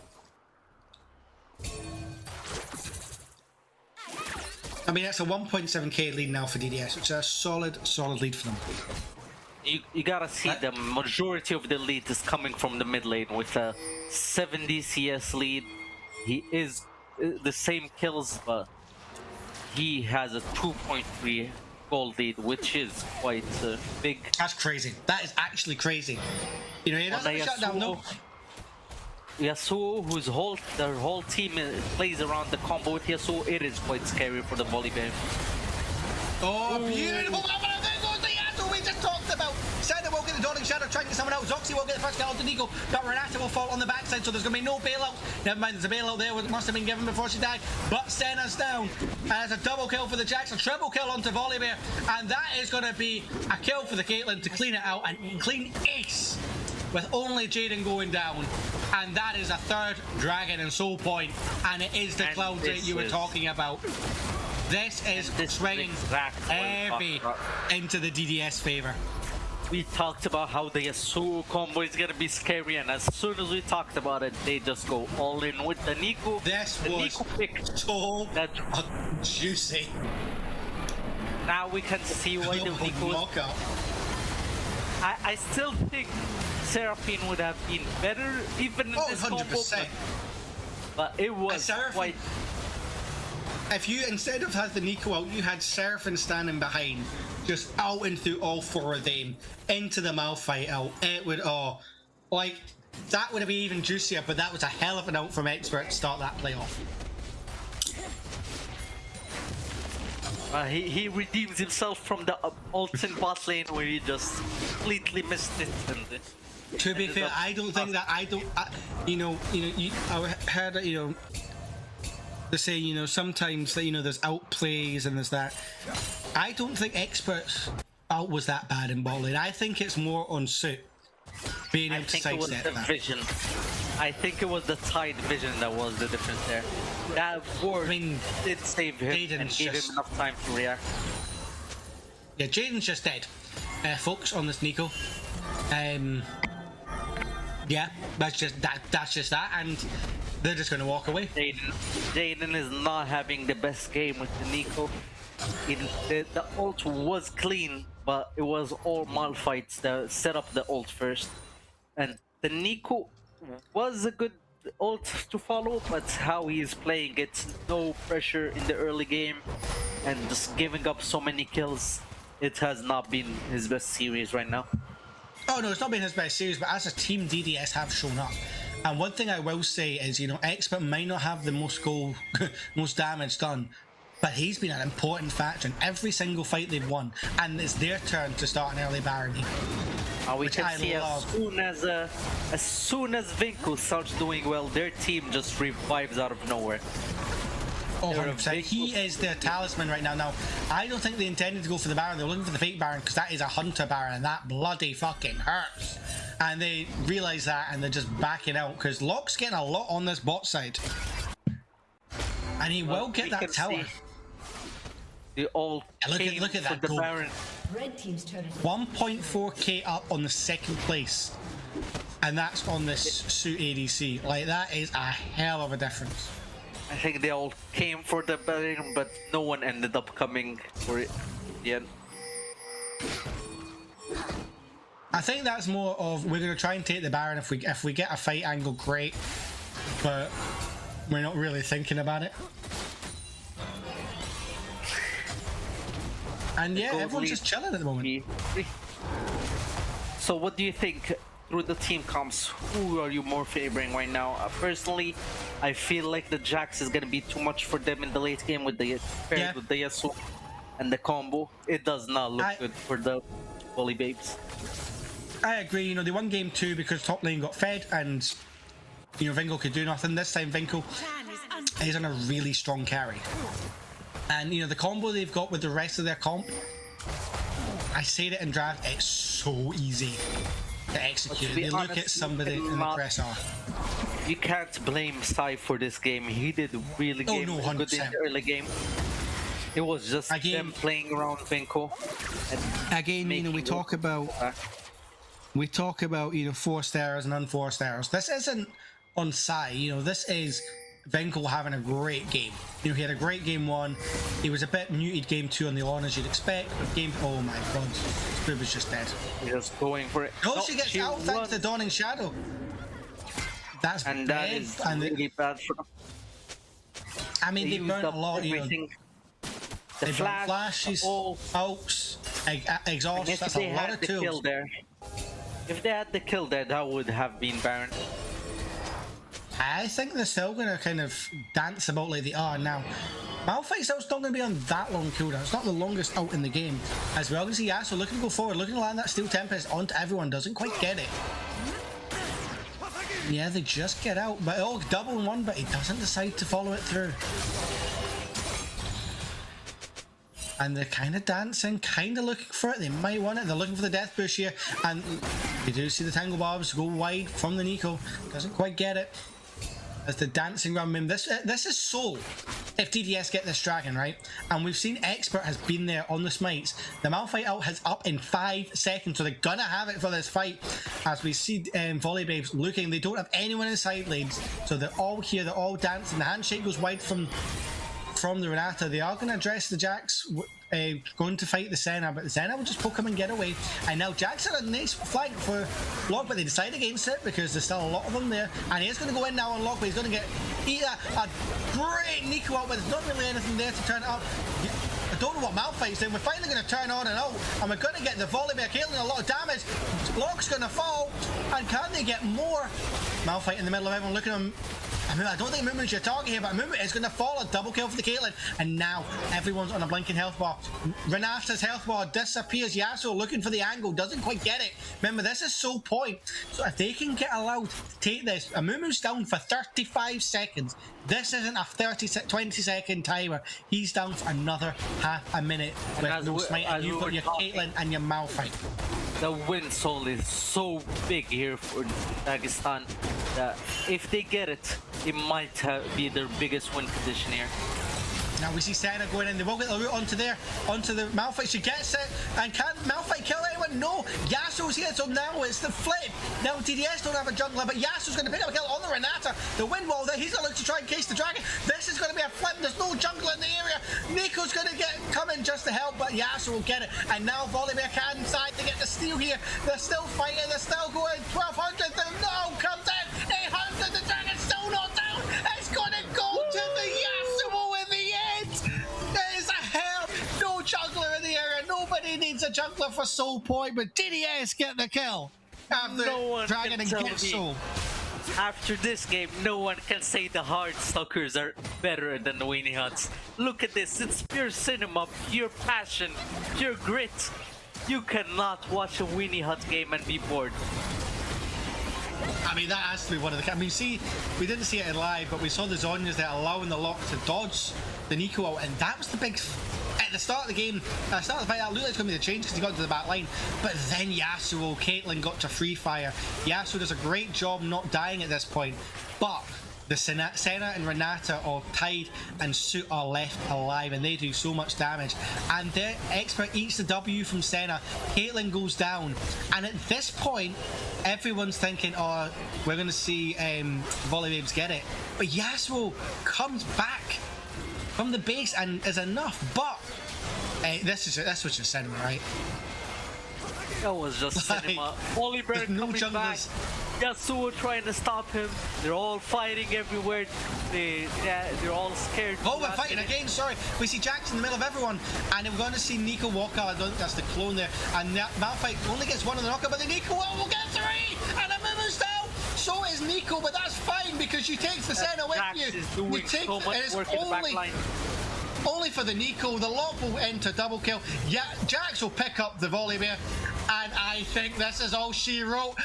History will be made, and it's not just in the first game alone. A 4.6k gold lead, 3.7 of that is on this Jack, and it looks like the Jagastonian Death Squad are going to see their first ever series victory here tonight, folks.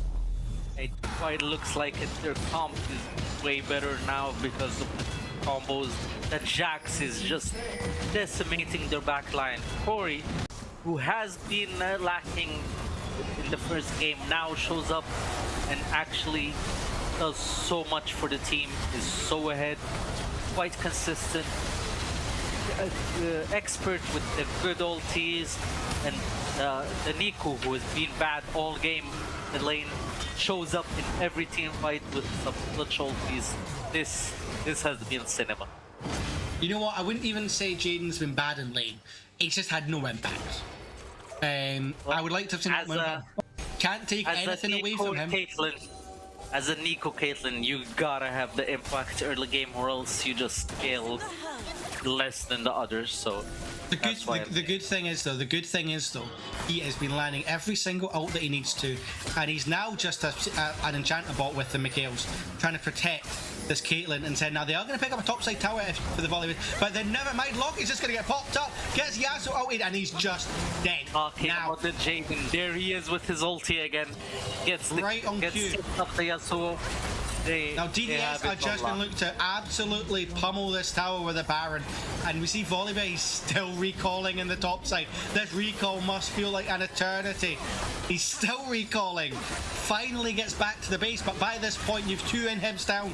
The base is being clapped on now. Can we see if DDS with an 8k gold lead can finish the game? Can Jaden win his first ever series with the DDS squad? The first tower will fall. The second tower is next. The wind wall is huge, and now Renata will just get popped. The shield will be there, but it doesn't matter. Jax is onto the center, but the Amumu ult is huge. The Zonias will get popped. It doesn't matter. The tower falls. The title favourites in the Winnie Hut will take their first loss to the one and only Dagestanian Death Squad. History is made. Locke has a 0% win rate, and Jaden somehow has a win. Hey, they said the volley babes had great boxing, but no one checked their grappling. The Dagestanis and their grappling took them down and just wrestled them down, pummeled them. It's a GG's.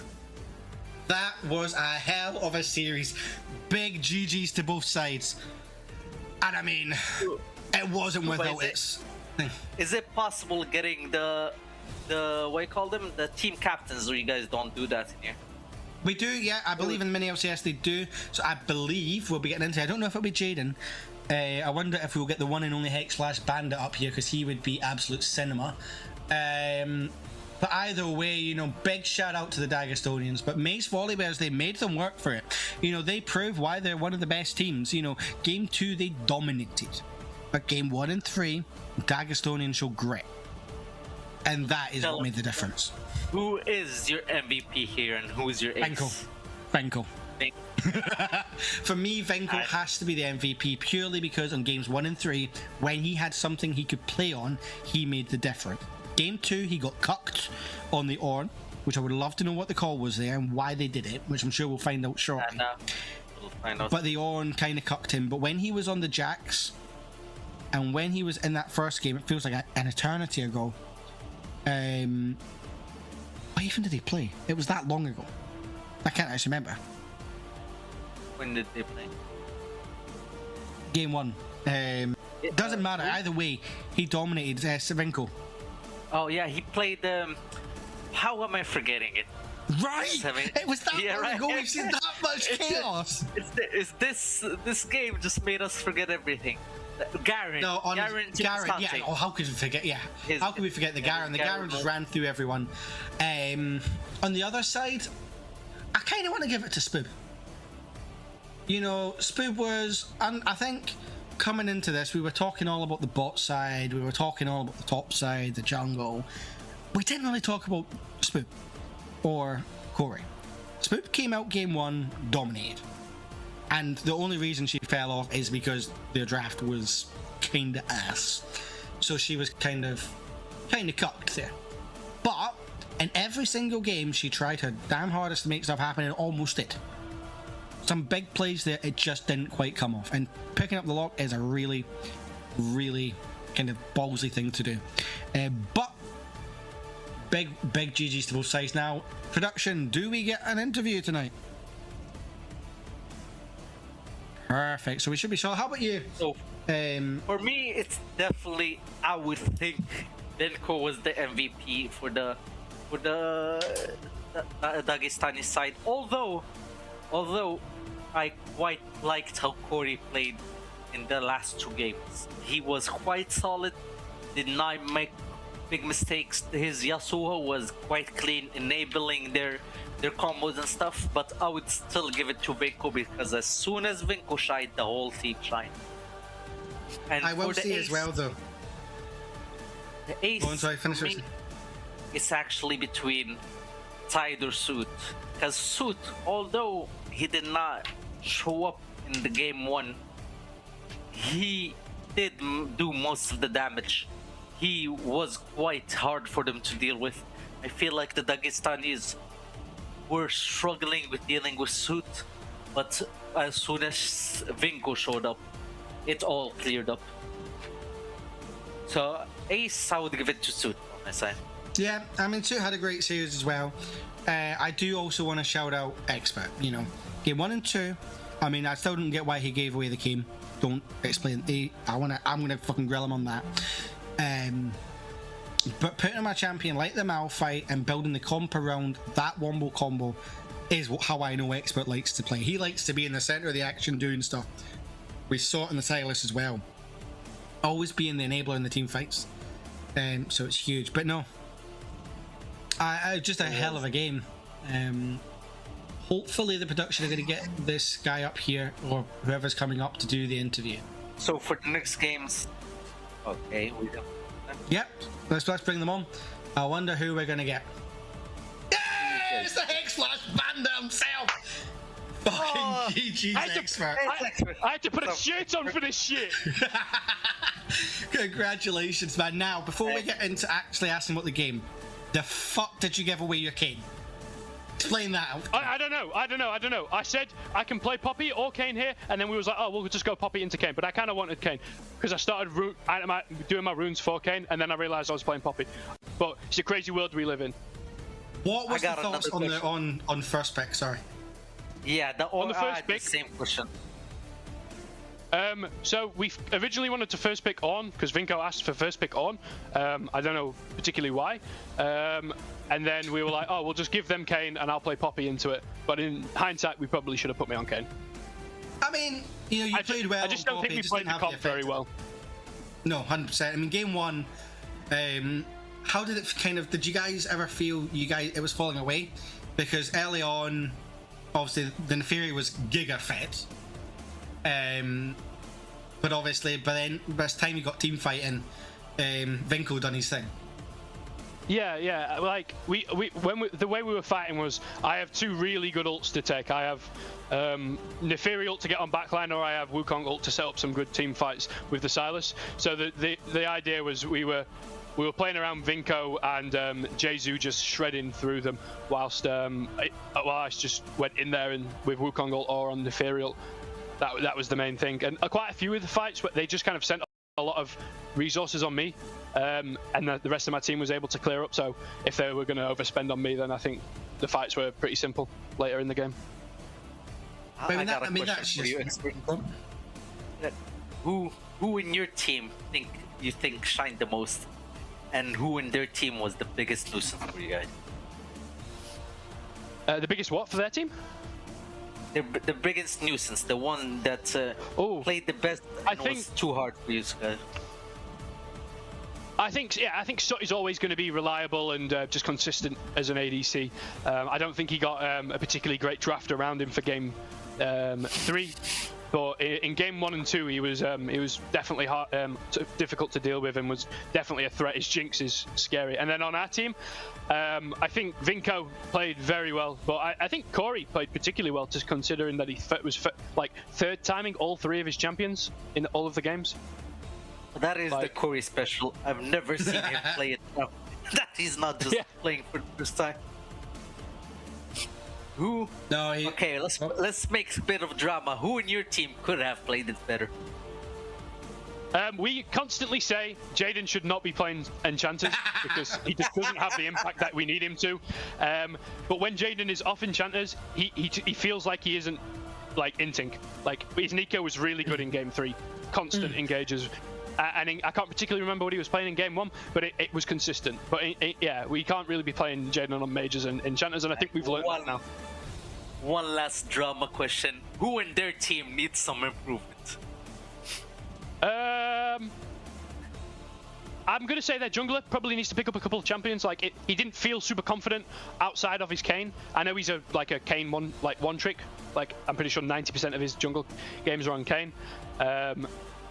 But I think if he gets a bit confident on a few more champions, I think he can be a really good player. Because I mean, he climbed from bronze to gold really quickly recently. But that's just it. We've seen the volley babes. Pre-tournament they were the favourites, and you've just toppled them in a hell of a fucking giga cinema game. I mean, it would only be fitting that a game that you're playing is absolute cinema. I just kind of think, is there anyone now in the bracket? Now you've tackled what was seen as the giants of your death bracket. Is there anyone you're scared of? I mean, I think this bracket is going to be chaos. I think any team can beat anyone because it's. I think this side of the bracket, this group has all of the top teams in it. There's just going to be 4 teams fighting out for those top 4 bracket. Thing is, I think in week 1, I think if we played the same as we did week 2, I think we can beat. The team that we played, I can't remember the name, but I think we can beat them the Holy Poro. I think we can beat them if we played the same as we did this week. But that's the thing, we're just going to continuously improve and learn how each of us play as we go through the tournament. Oh, 100%. I mean, Vingo had a great series. You had a great series. Still, I'm just going to flame you every time I see you about that, letting that Kayn go. And to be fair, we were saying on the cast that in the laning phase, we didn't feel the Nico had the impact we thought it would. But when it came to the fights, as you've said, Jaden had some hella good engages. Which I think was one of the big differences. Better as a team fighting. Much better at team fighting from week 1. So, yeah. Did any team steal your bans yet or not, Expert? I mean, I was expecting Poppy to go banned the entire time because it usually is against me. That and Kayn. Yeah, but I think Darius is always going to be perma-banned against Vinko. The guy's really good at Darius. When is it? Like, in week 1, he was playing on 160 ping the entire time, which was unfortunate, but his internet stayed calm today, and he was much much more consistent player. No, honestly, man. His first game win. It was absolute cinema. That game was pure fights. You never knew how it would go. Vinko was losing in the beginning. You guys going around him and enabling him, and later on, that was actually good. If you get a chance to watch back Game 3, it was such a fun game. I do. I always enjoy watching back, and we're going to be going over and VOD reviewing through the thing with our coach. So now, just before you go, one last question from me. Looking at the other side of the bracket, is there anyone that worries you, or do you think you guys just steamroll when you get to playoffs? I think when we're playing in the mindset that we were in game 1 and 3, I think we can definitely beat any team. I think game 2 we fell into that bit of doubt and a bit of arguing between players. And I think if we can cut that out and we go into the games feeling confident, playing confident, I think there isn't a team that we can't beat. But I think that's the same for every team. I'm excited to hopefully see you in the playoffs. I think it'd be a good matchup. I mean, I know we faced each other in the scrim when we were very early on, so it'll be interesting for that rematch. Yeah, definitely. Because the way these games will be absolutely similar. I got a question, Expert. How far do you think you're gonna make it this tournament? Are you gonna make it like Runeterra Rising till the end, or do you expect there's way harder teams that you're gonna face later on? I think this tournament is a lot harder than Runeterra Rising was, but then again, I think just the talent is spread out a lot more than it was in Runeterra Rising. I think in Runeterra Rising it was 2 really dominant teams in regular season, and obviously with Piltover just being even more dominant than we were on Shurima. But I think, this tournament there is a lot of really strong teams. But I think if we play like we have been today, I think we can definitely go all the way. I'd be excited to go to some best of 5 series, see how many champions Corey actually has the first time. I mean, he might end up doing the Jason Strat from Fearless a couple of seasons ago and going Mr. Fearless, and not, I don't know. I think he might have had a double champion already, but that would have been a hell of a cool accolade to go for.